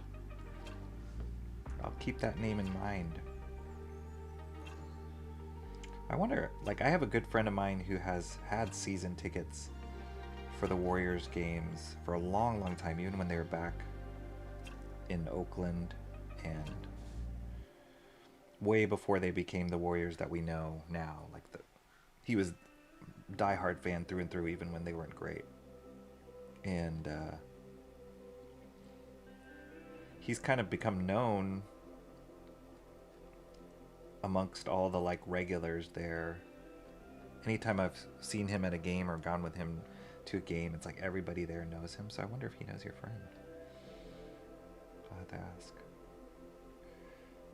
But 9 times out of 10, whenever I watch a game like at home and they like cut to the shot of the crowd, he's usually in one of those shots, because he just kind of, people know him, and he wears these big like yellow Hulk fists, or golden Hulk fists, I guess.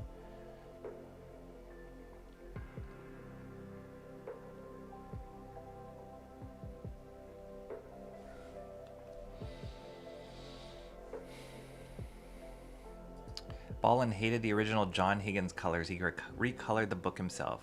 I prefer those colors too, but black and white is the best. Black and white is the best. I don't know if it's because the original colors, the John Higgins colors, were the first that I saw, but I actually don't mind them. I think the Ballin version, it's more realistic, right? He doesn't go as like stylized with the colors, which was kind of his reaction. At least when I watched the interview about it, it was kind of his reaction. Like, these are just weird colors. They're just, he's more of a like, sky is blue, you know, grass is green kind of colorist for himself. And so Higgins' colors were so different, so stylized. And I believe John Higgins colored Watchmen, right? And so it kind of came from that same world. And he's good, and I liked it. But yeah, that wasn't Ballin's cup of tea. Oh wait, I gotta finish these guys up here.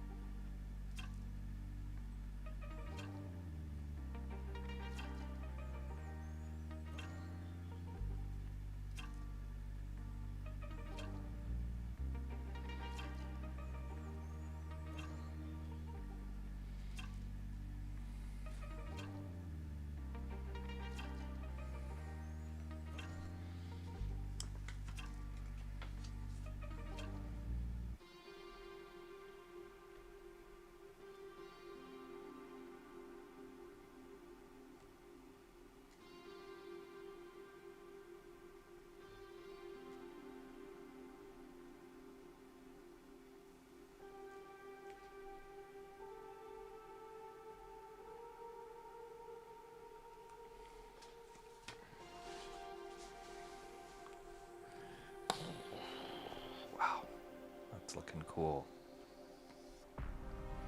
Shelby's last stream with dynamic poses was incredible. I think I missed that one. I'll have to go look back and see it.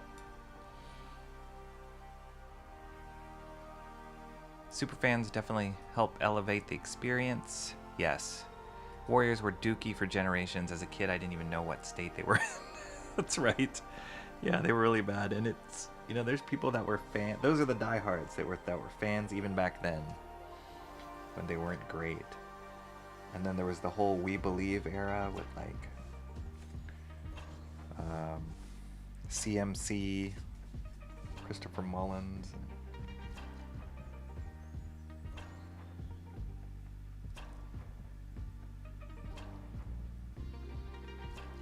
That was fun.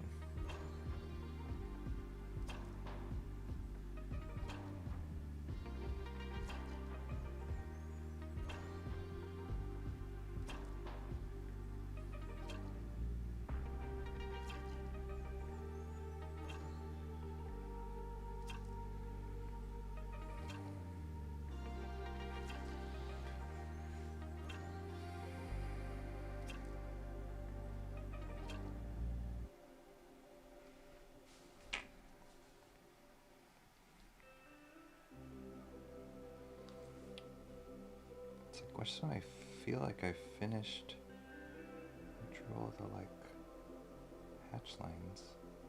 Like find some more.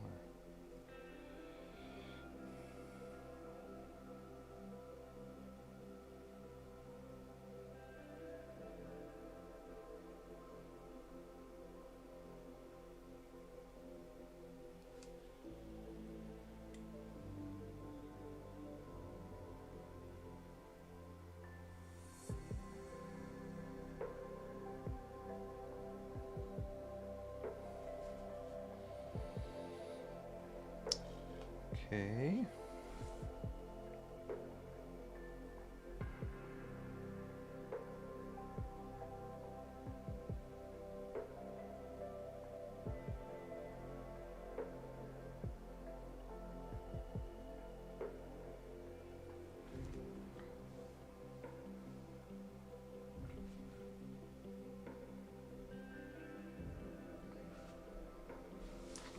This chin piece.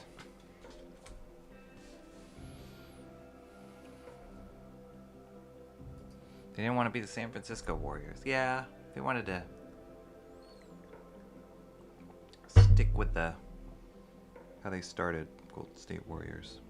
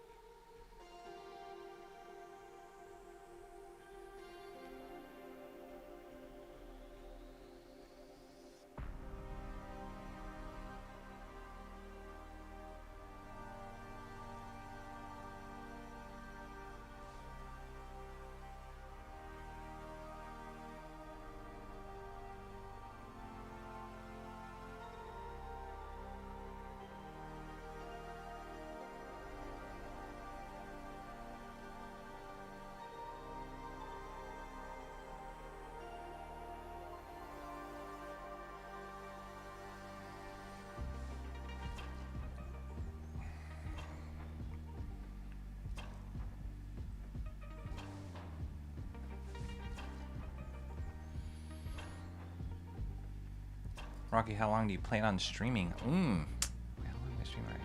Wow, we're already at almost 2 hours? That's crazy.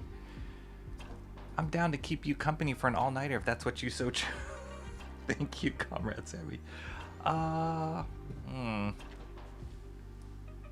I'd like to try and finish this panel.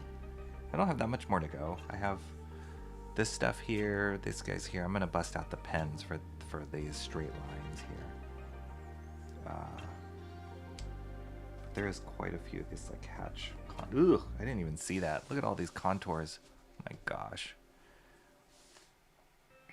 I might do those with a pen. We'll see. Yeah, I'm gonna try and finish this last panel. So maybe that's my cue. I gotta work faster. I don't want to go too late. Because it's gonna be dropping off like flies if you haven't already.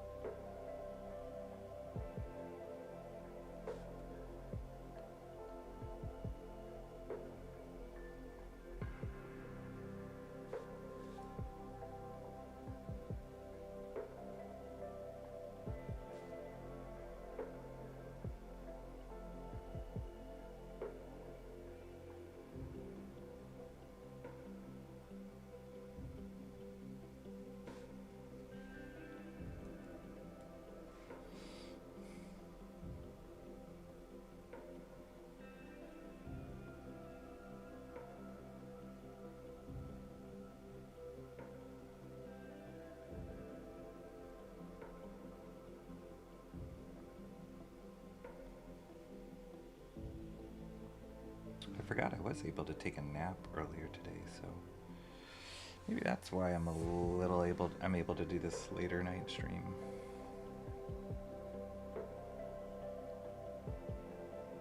But I won't go crazy late. You know, I just want to try and get this done because I don't want to go more than another stream after this to finish this page up.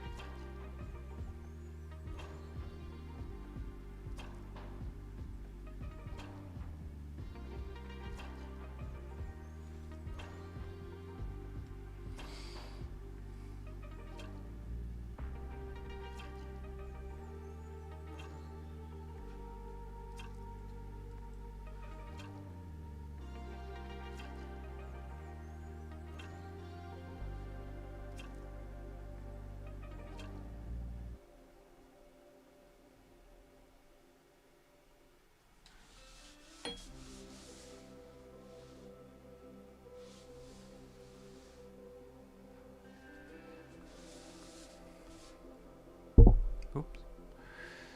Okay, guys, I'm running out of juice, so I'm heading to bed. See you later, Timmy Mela. Thank you for being here. Melatonin tea might fight me if I try to stay awake all night. This game cheats so bad. Oh, Monopoly Solitaire, awesome. Katie! How are you, Katie? Wait, I gotta make the music stop just for Katie. Boop, boop, boop, boop, boop, boop, boop, boop, boop, boop. Long time no see, Katie. Say cup of tea. Cup of tea. No. A cup of tea. Katie, do you put cream in your tea? That's the question. We were wondering about that. We were having some conversation about tea, good teas, what kind of tea, especially for late night streams, and Comrade Sammy's all about the chamomile, which I'm not a huge fan of, but there was a suggestion about adding cream to it, possibly honey and lemon. So what is your take on that?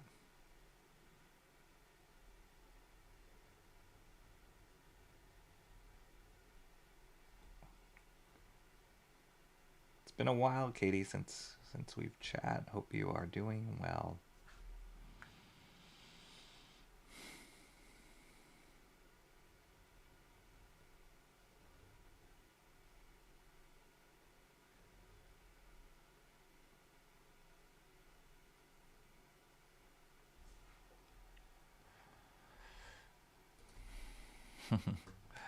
Now we can ask her all about the tea. There we go.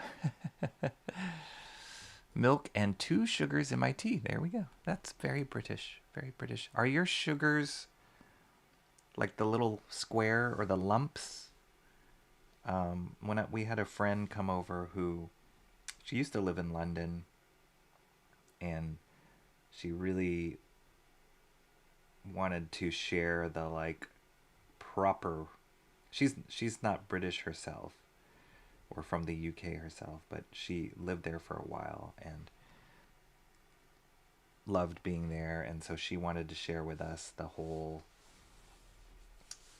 tea, proper way of drinking tea.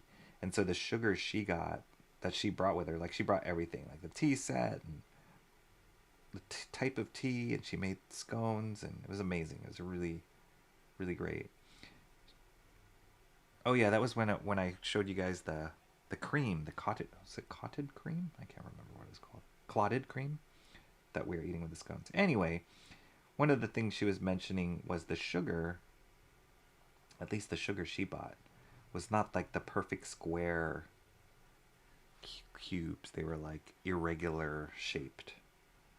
And I don't know if that's a British thing or if that was just a her being quirky thing. But she was pretty adamant of like, no, you don't get the cubes. Get this like very organic kind of looking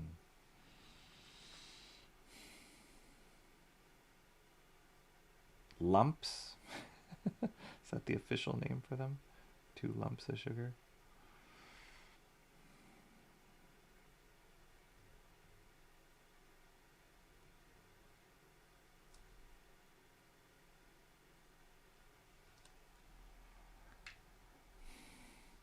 Sugar lumps are awesome. And if you have a real English tea, it would be lumps. But no, everyone here just has spoonfuls. And oh, okay. Earl Grey for me. I love Earl Grey, Antoine Dennison. I love that. I love Earl Grey with just the flavor of Earl Grey. Like I'll get if there's like Earl Grey ice cream, I like that. Boba. If you guys are into boba, I'll drink boba that's like Earl Grey flavored boba.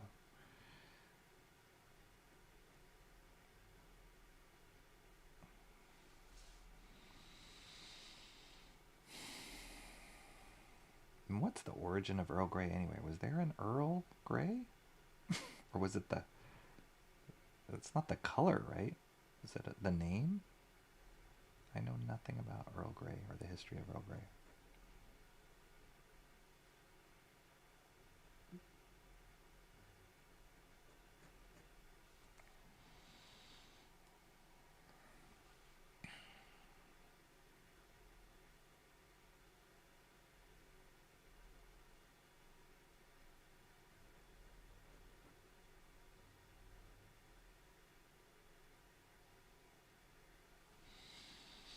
Katie, I'm just trying to finish this this third panel. I shouldn't say last panel because it wouldn't be the last panel for me, but this third panel down here on this MOEBIUS master study page. Oh my gosh, guys, I was trying to record footage for the top 3 things I learned from my Michael Golden master study page, just so I can start editing that. And I had the hardest time recording the intro. I couldn't get the lighting right. I was like, how? My camera setup was wrong. It was so frustrating. The first one I kind of banged out pretty fast, but then I was like, okay, I want to try and do this. And super frustrating. I'm kind of behind on my recorded content for editing it.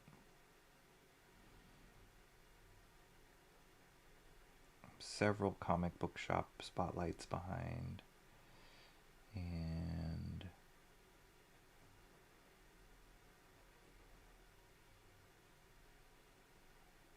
top 3 things.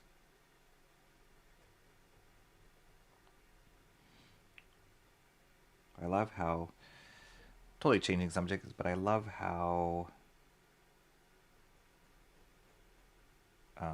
MOEBIUS uses this thickness of this line to indicate the lighting here,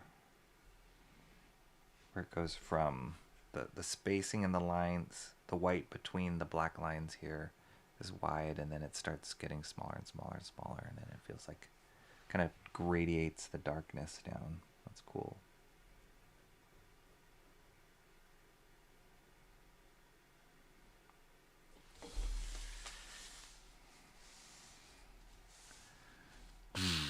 And then the shadows down here, that kind of on the contour. Oh my gosh. There are a lot of lines.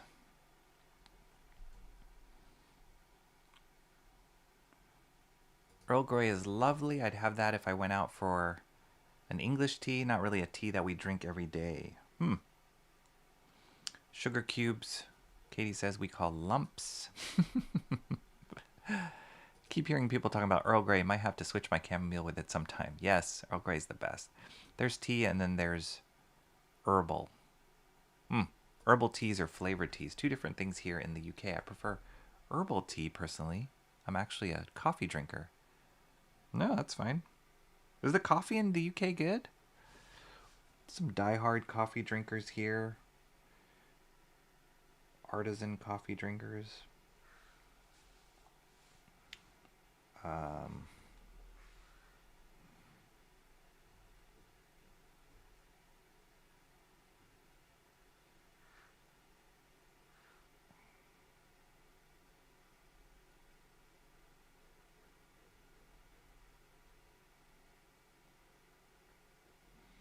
I think recently they had like a convention. It's like a pop-up coffee convention or something that was for coffee, like coffee companies or coffee makers. And they just set up booths. It's kind of like a comic book convention, but for coffee people. And you go and you can try. I didn't go, but I heard about it. And you can go and try different coffees and meet the people who roast their own coffees, or they have their own coffee brands. Yeah, there's some super coffee snobs here. In this city, at least.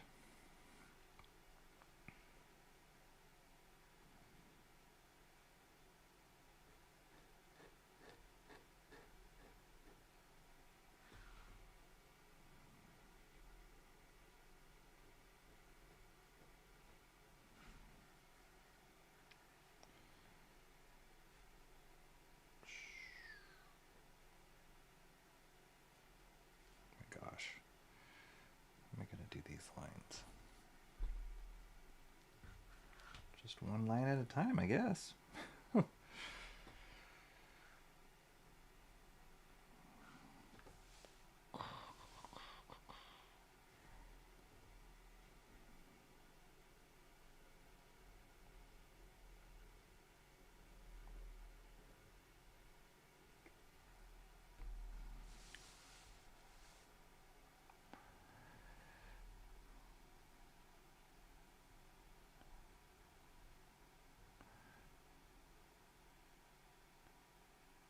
Oh yes, your Redwood Forest comic shop. Are not tea drinkers, especially my generation and younger. I'll stick to my cherry Coke, thank you. Cherry Coke's good. Is it true it's called Earl Gay in San Fran?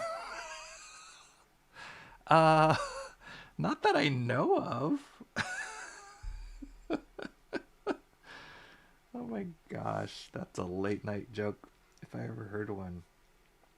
I wouldn't be surprised if there's a place in the city though that, you know, uses that or calls their coffee that, but I have not heard that, Antoine Dennison. That's pretty funny.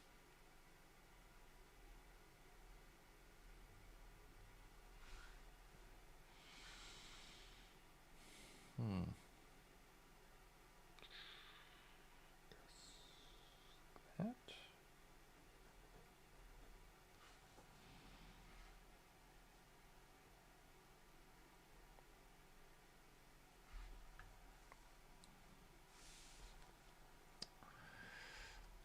Tea, coffee, too snobby for me. We have good coffee, bad coffee. I'm not a good judge. I usually drink fancy Italian coffee. So fancy. Like, what is that coffee called?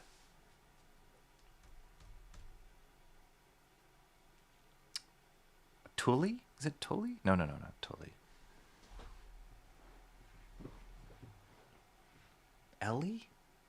Wait, what is the name of that Italian coffee brand?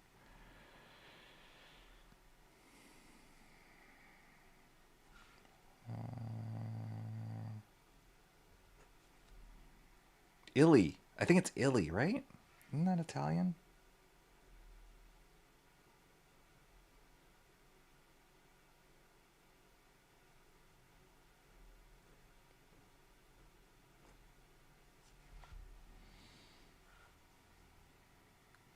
Yeah, Illy. I've never had Illy coffee, actually.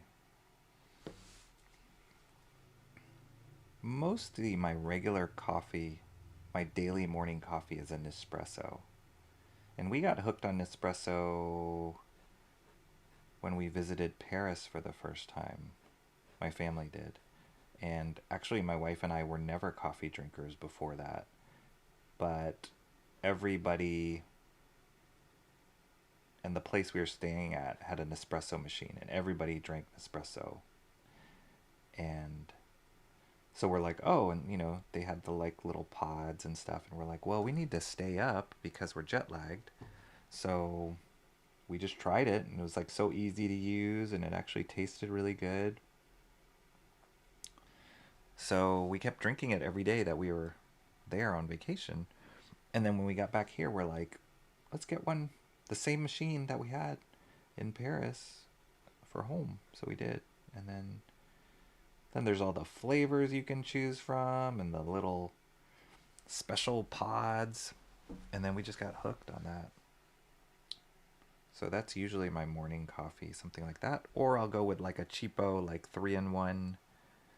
This Asian brand 3-in-1 that I drink. It's like a packet coffee with the creamer and the sugar already built into it, but it's good. It's like this dark roast. So it's got a really smoky flavor to it. So if I like want a big cup and I need a super caffeine boost, I will do that.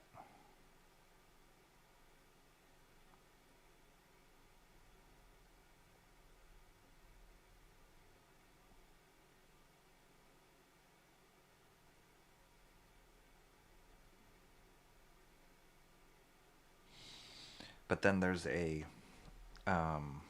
coffee shop here. There's a few locations, a local coffee shop here called Andy Town. That's one of my favorite coffee places here.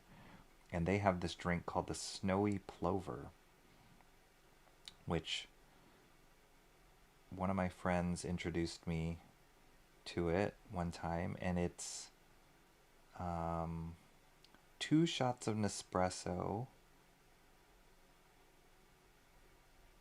and oof, that is way off. two shots of espresso. Why didn't I just follow that blue line? What was I thinking? I'm gonna have to white that out. I'm gonna have to do that before I finish up the lines. Otherwise, I'm gonna 2 shots of espresso and carbonated water. So like a spritzer or whatever. And then they, if you want it sweet, they'll add like simple syrup. And then they top it off with this house-made whipped cream that they make, which is really thick, and it's not like a out of a can whipped cream. It's like really thick that they serve with a spoon. And then you mix it in, it makes it really creamy. Oh my goodness, that is one of my favorite coffee drinks. It's so good. Served on ice. It's yummy. Snowy plover. Why did I do that? Why did I miss that line so badly?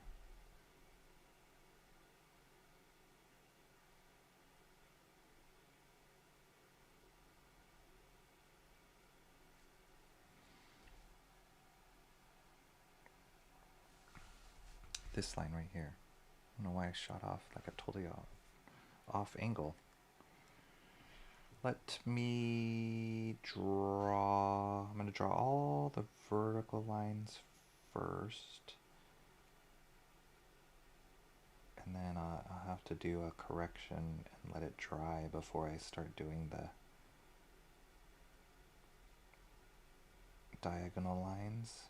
Otherwise, it's going to smear.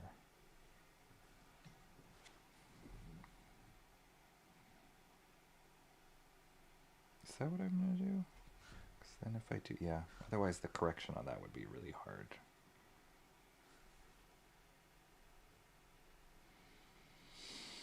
Should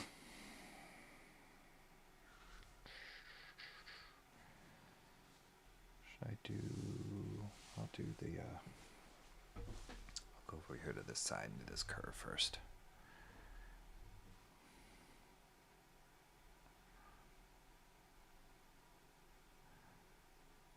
Don't know the brand name, I'll have to look.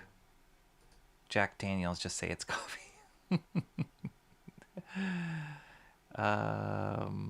Always remember, pinky's out, that's right.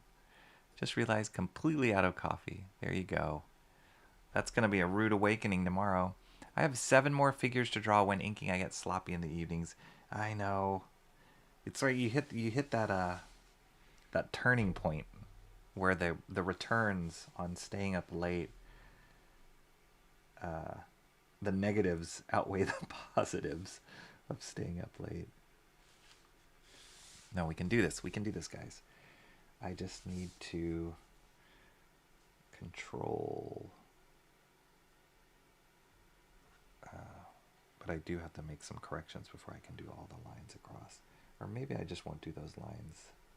Maybe I'll do those off stream. Just get the big shapes here. Is that copping out? I don't think that's copping out. I think that's being merciful.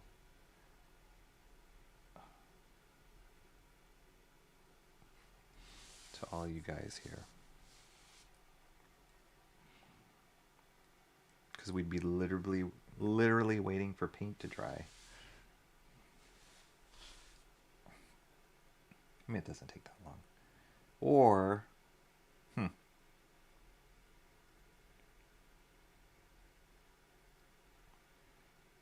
what I should have done was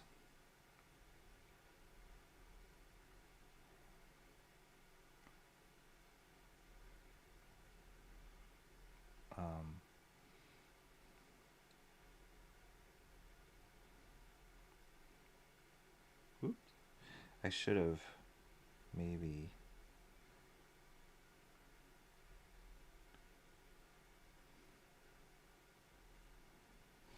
did the whiteout correction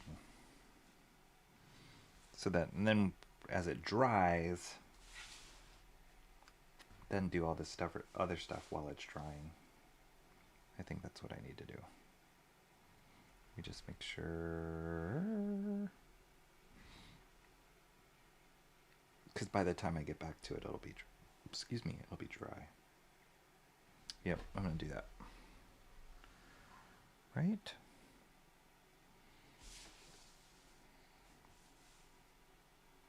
Yeah. Okay. Quick detour. Let me get my white.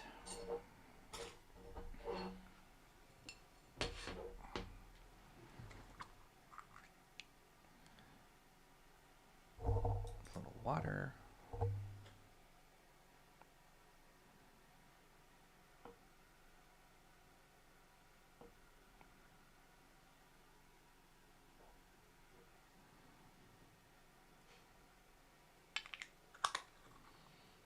Just for the recap, I'm using this called Pro White.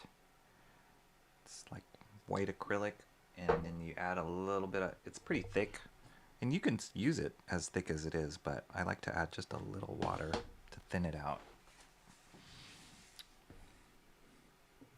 Goodness, is that dry?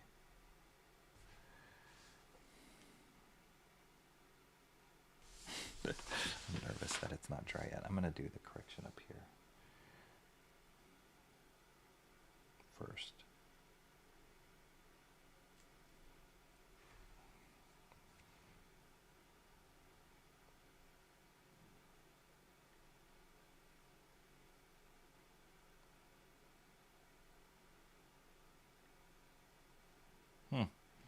It's really nice to be using a brush.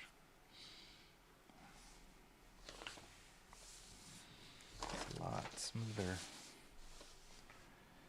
Alright, let's hope that this is dry. Because if I smeared this into gray, that would not be cool.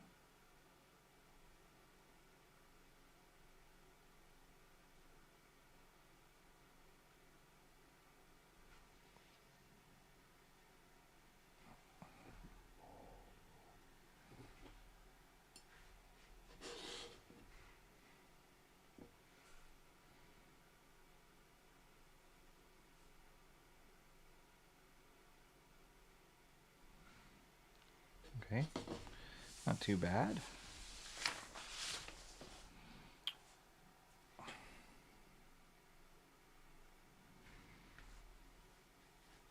Some of these rando smears. I thought I had another. Oh, I did. Just because I'm doing it.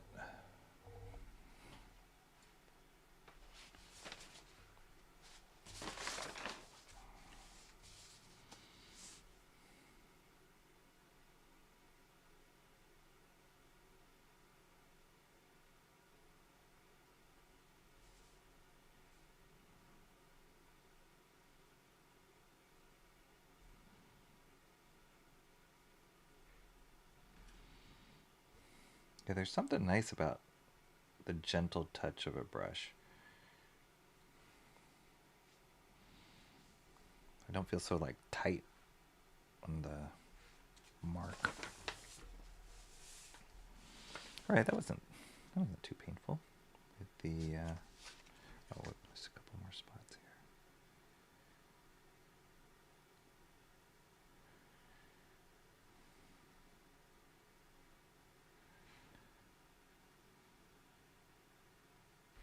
Okay, so we'll let that dry. And I think I'm gonna use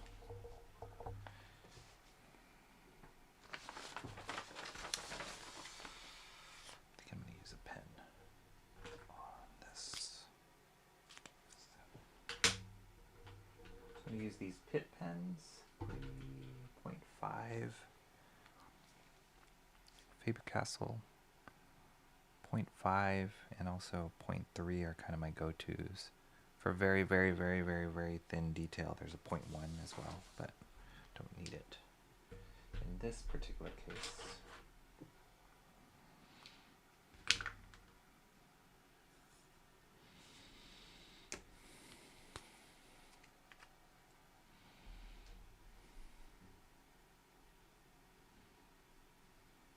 Rocky, were you serious when you said you won't take commissions because you didn't want to alienate your audience? No.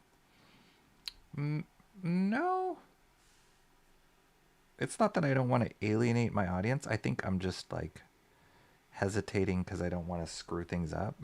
Maybe that's alienating my audience, but I'm open to it. I'm definitely open to it. I'm getting more open to it. So the door is open. I just don't want to commit prematurely to something yet, but for sure the door is open.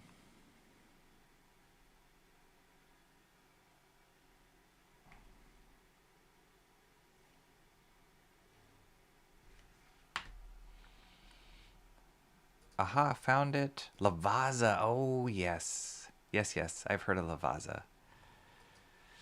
We interrupt broadcast for an important message. Mr. Monkey Boy. Let me guess.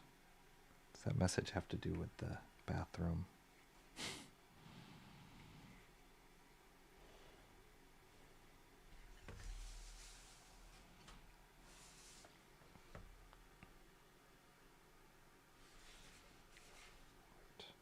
Oops.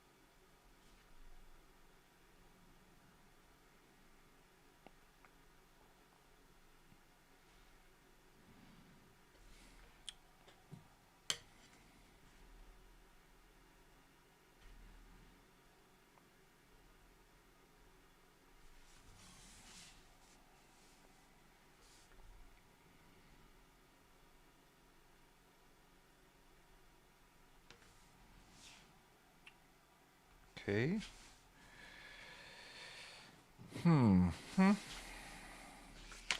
Getting close. Galactus would not be Galactus without those crazy, huge headpiece horns or whatever those are. Antenna. I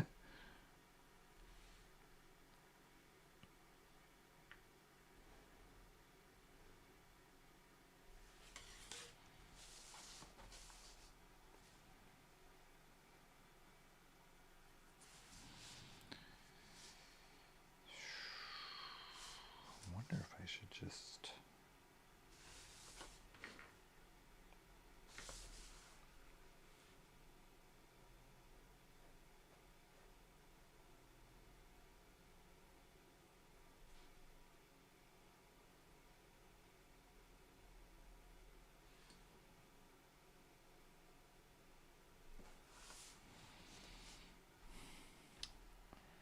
Should I risk it?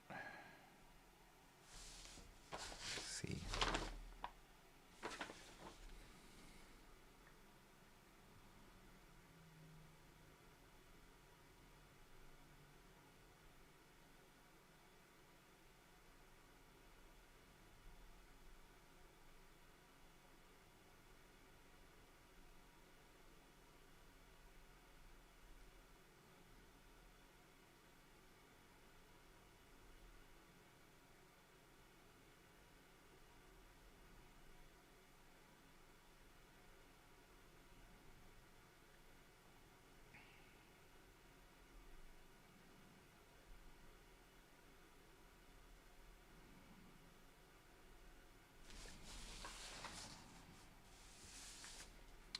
guess I'll do those with the pit pen.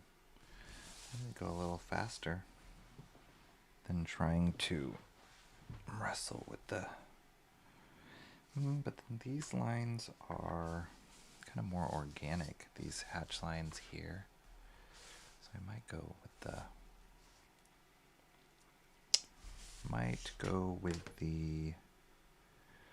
back to the nib on those.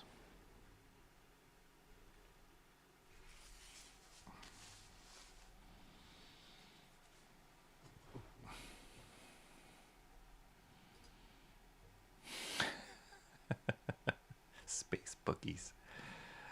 I miss old terrestrial TV. You mean like non-YouTube TV? Is that what you're talking about? Like just like watching stuff on a regular TV?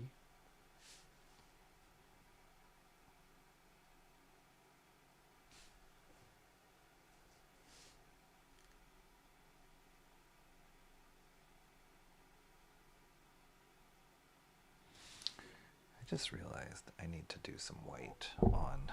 I need a little bit more white. I'm not happy with this line. All these lines need to be parallel, and this one now is going too much in the other direction, so I'm going to correct that as well.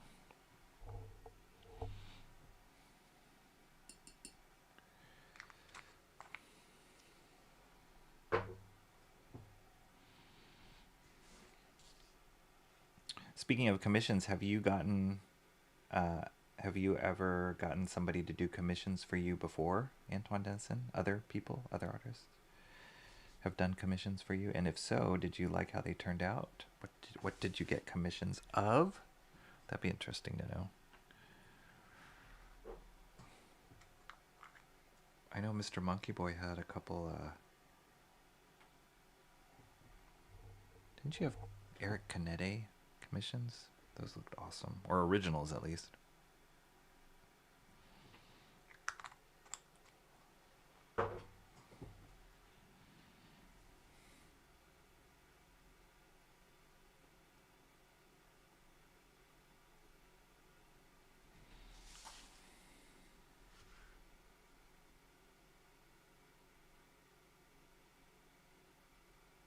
I gotta let that dry before I put another layer of white over it.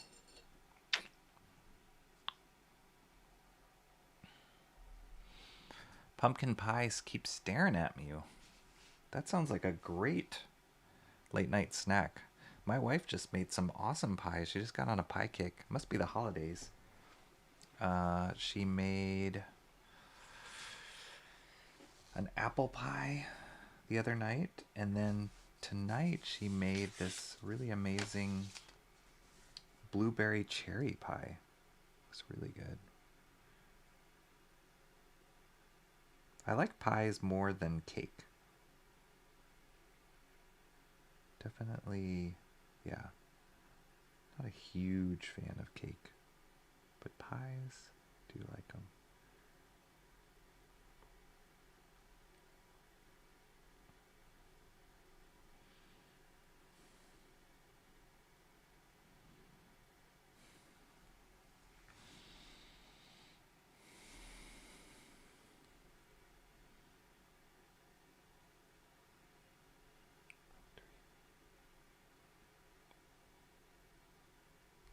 Oh wait, didn't I say I was going to use the nib on these?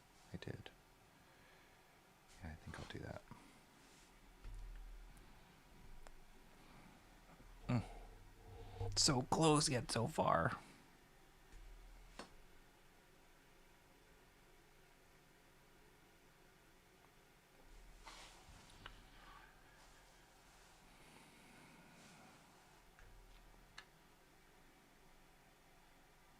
Yeah, let me bust out the nib again.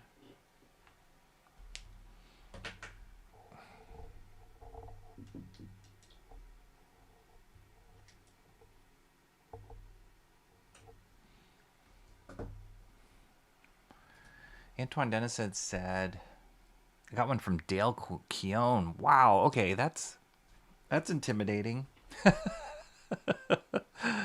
Took him forever to get it to you. Yeah, but it's Dale Keown, man. That's intimidating.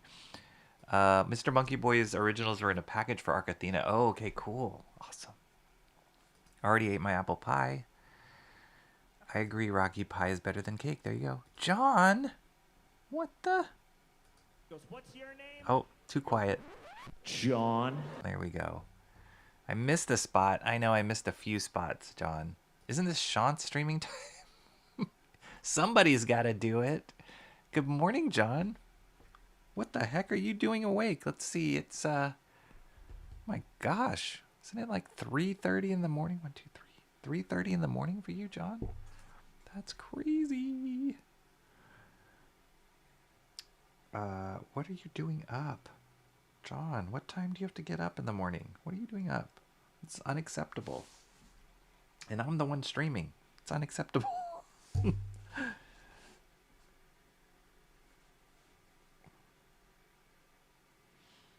I shouldn't be too much longer. I think what I'm going to do is... Oh, I haven't even cleaned my nib this one time since I've streamed. Hold on, I'm going to push my mic.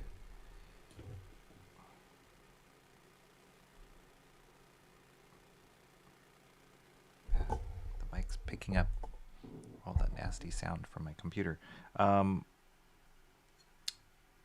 I am going to... Let's see. Here's the game plan. I'm going to finish these hatch marks here. I will finish that correction there on that line. And I will do these hatch marks here. Oops. Here. On this dealio. And then all of these lines here, I will do that off stream. I won't keep you guys on screen. Not that I'm forcing you to be here, but I won't extend the stream long because that's... And I feel like it's going to take some concentration that I don't have right now, and I will screw those up. So I'll skip these, all these lines here, but they will be done by the time I start the next stream to finish this up, which is all this stuff up here. But yeah, let me finish these lines. I'm going to finish these lines, and I'll finish this background here, and then we'll be done for the night. That's the plan, Stan Lee. Let's see. I feel like I should do this horizontally if I want to be smart about it.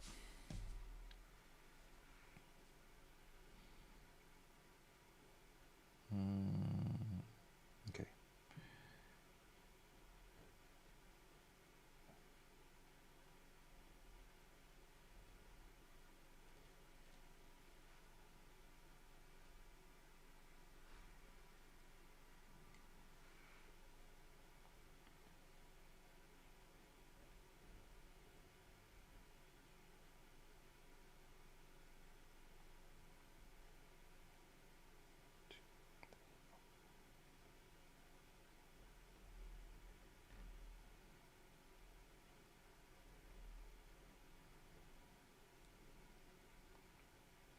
Was the Dale Keown commission that you got, Antoine, was it of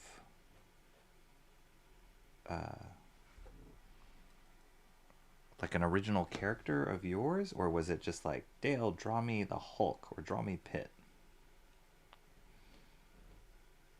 Dale Keown's so good.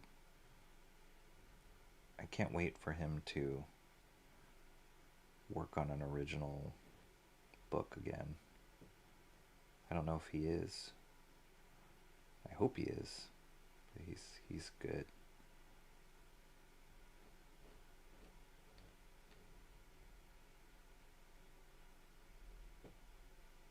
He's somebody his style has evolved, but it's just gotten better and better and better. And I still like looking at his old stuff.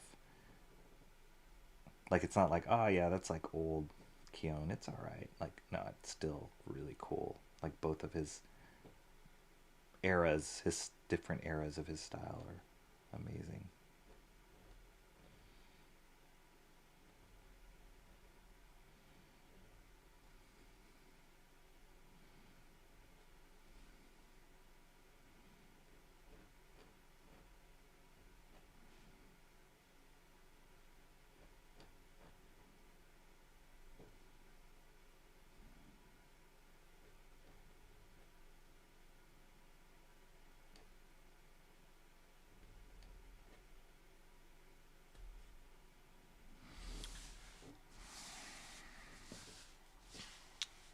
Cool. And these little guys. Oops.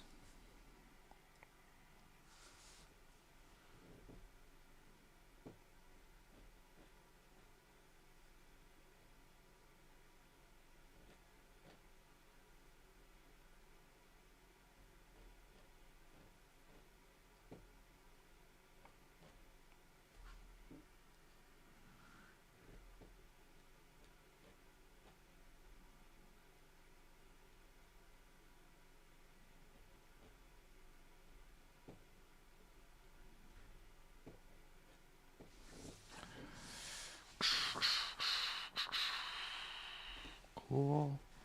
I'll do the word balloons off stream as well. A little thicker here.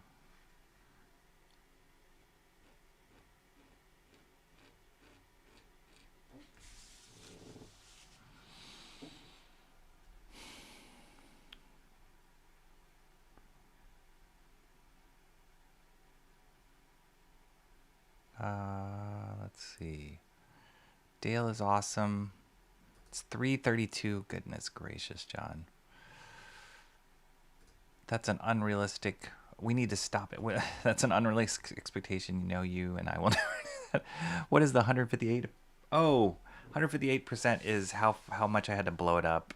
It was just a note to myself. I had to blow it up from the original page.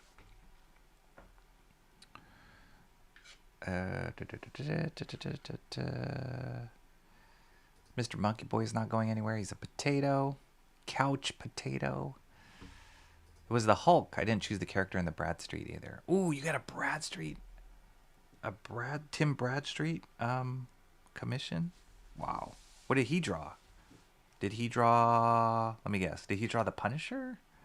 Or, I mean, that's the stuff that I know of Tim Bradstreet's work. Some of the best work that I've seen him do was of the Punisher. His like Punisher covers, so good.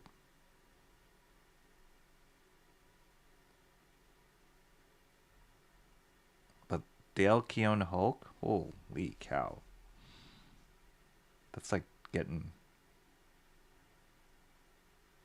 Mark Silvestri to draw the X-Men or Wolverine.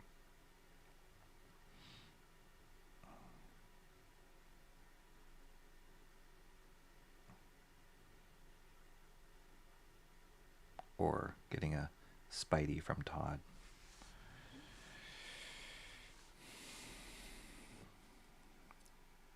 Was it inked or is it just pencils?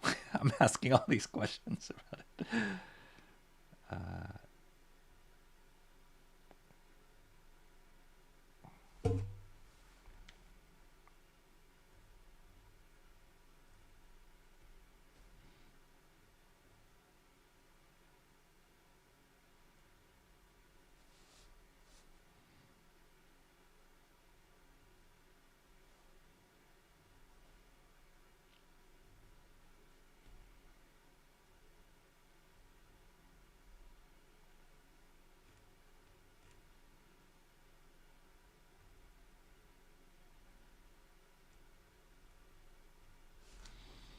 Trying these background buildings is going to be a precursor to that like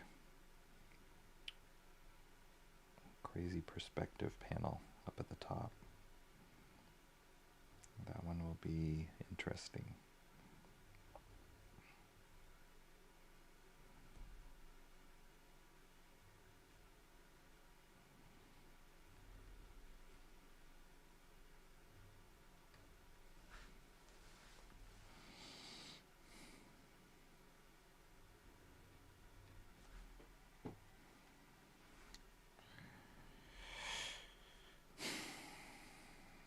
Almost there.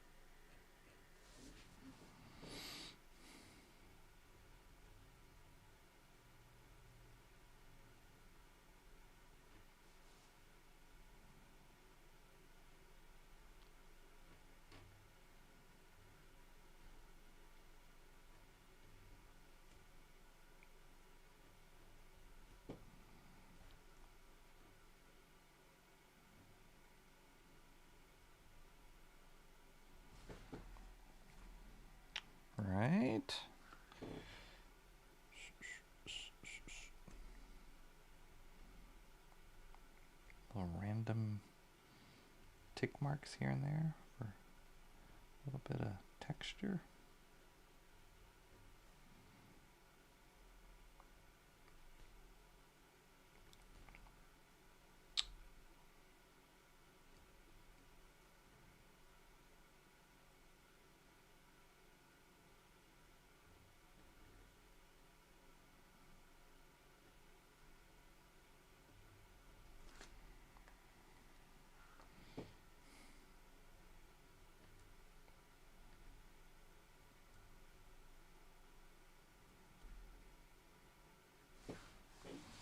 Okay, there's that.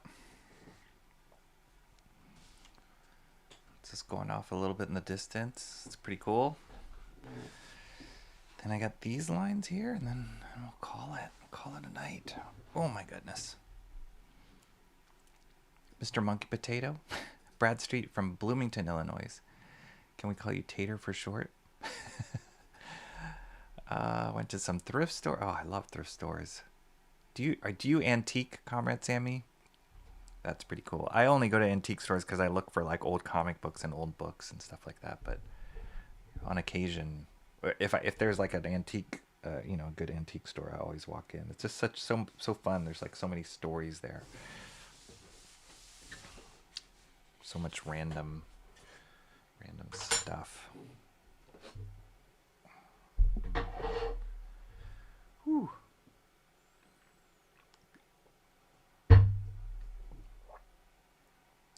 Thought Tim was from Pennsylvania? I don't know. Tim drew Thomas Jane as the Punisher. That's right. Turn your cam on and join Rocky so he can see your Keown piece. Pencils was white. Just pencils with white medium. The Bradstreet was fully inked. Wow. That's awesome.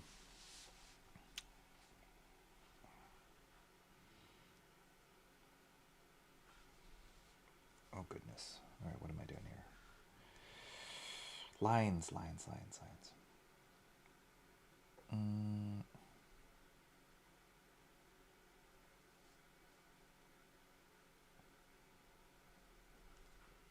Oof. I think I need a little bit more ink. Yep. I need to clean off this nib. Go figure.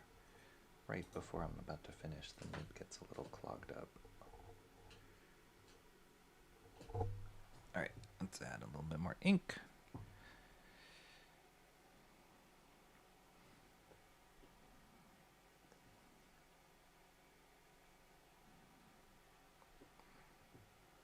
This is like where I accidentally squeeze the bottle and it shoots ink all over the page right before I'm about to finish for the night. Okay.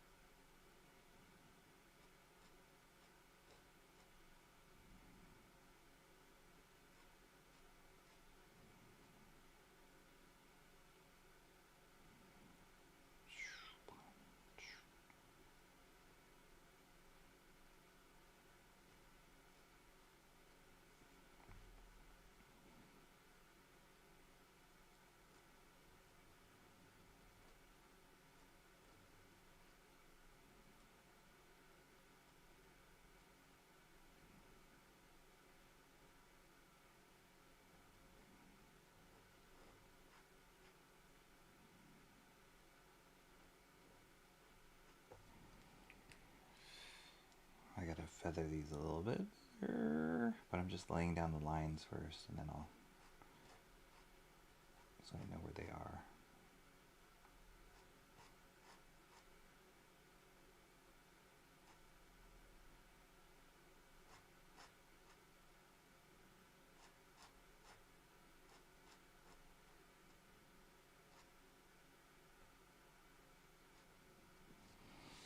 Okay.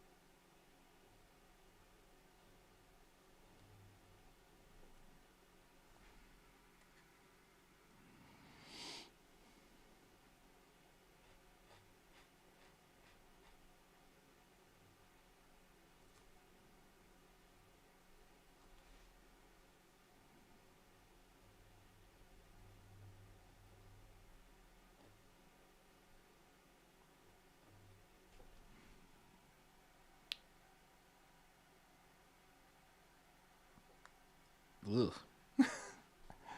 That did not do what I was hoping it would do.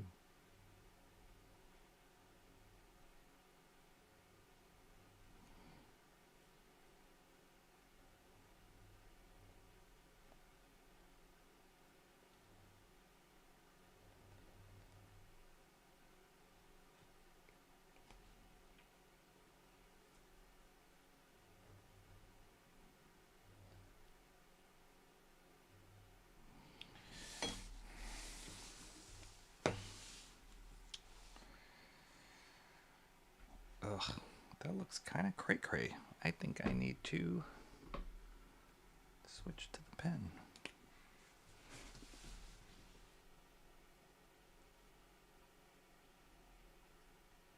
I should have used the pen first at this hour. Should not have tried that with a nib.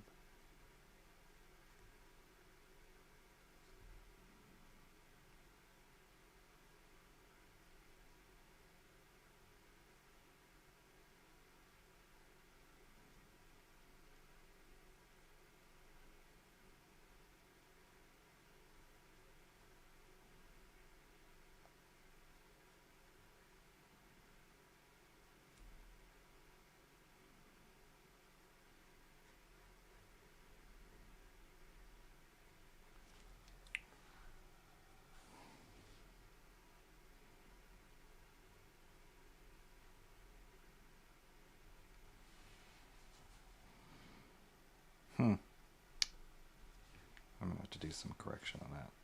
Off stream.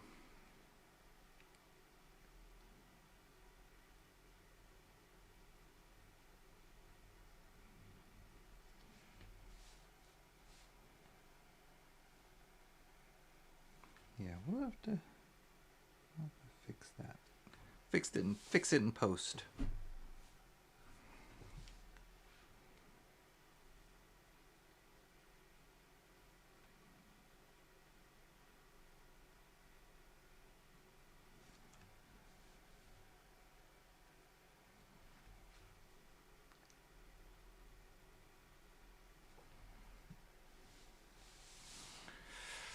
Boom. This looks horrible. I'm gonna have to fix that later. Ooh. How do you clean your inkwell? You mean the nib? Or this guy?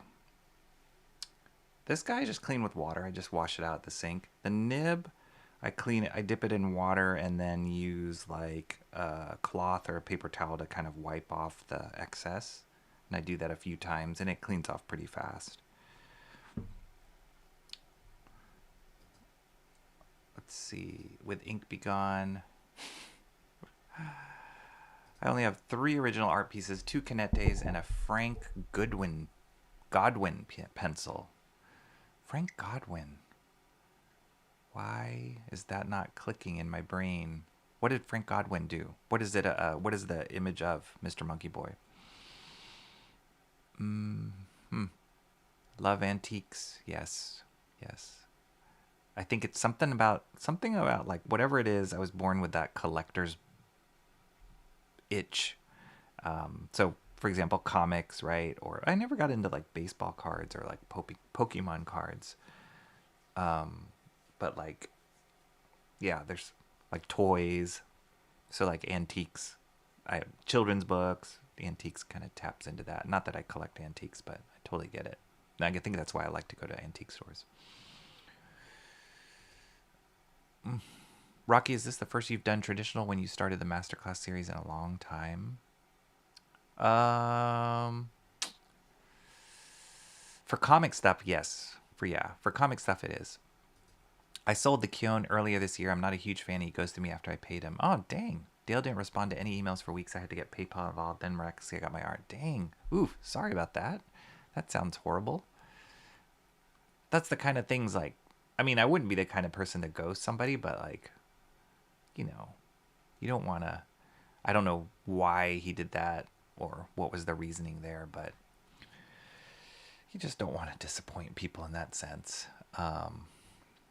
I mean, you just got to deliver as an artist, I'm assuming is the solution. Is Rocky going to hit the whiteout again? I will, but I'll be drinking it as opposed to using it. No. Yeah, I got to do a few corrections here. I'm not happy with how this turned out. This is kind of sloppy. And I blame it on the late night shenanigans. And it's another reason why I'm not going to do all these lines here late night, because I think I will screw it up. But it's there. I mean, we got through it for the most part. So I will do those corrections. I will do these lines. I will do that all off stream. Do these word balloons. And then next time I stream, it's going to be this puppy up here. All this stuff back here. Which, it shouldn't... I don't think that's going to take too long. I think it'll be not too bad. So, yeah, we'll be wrapping it up. I am 91% sure we will wrap this up in one more stream.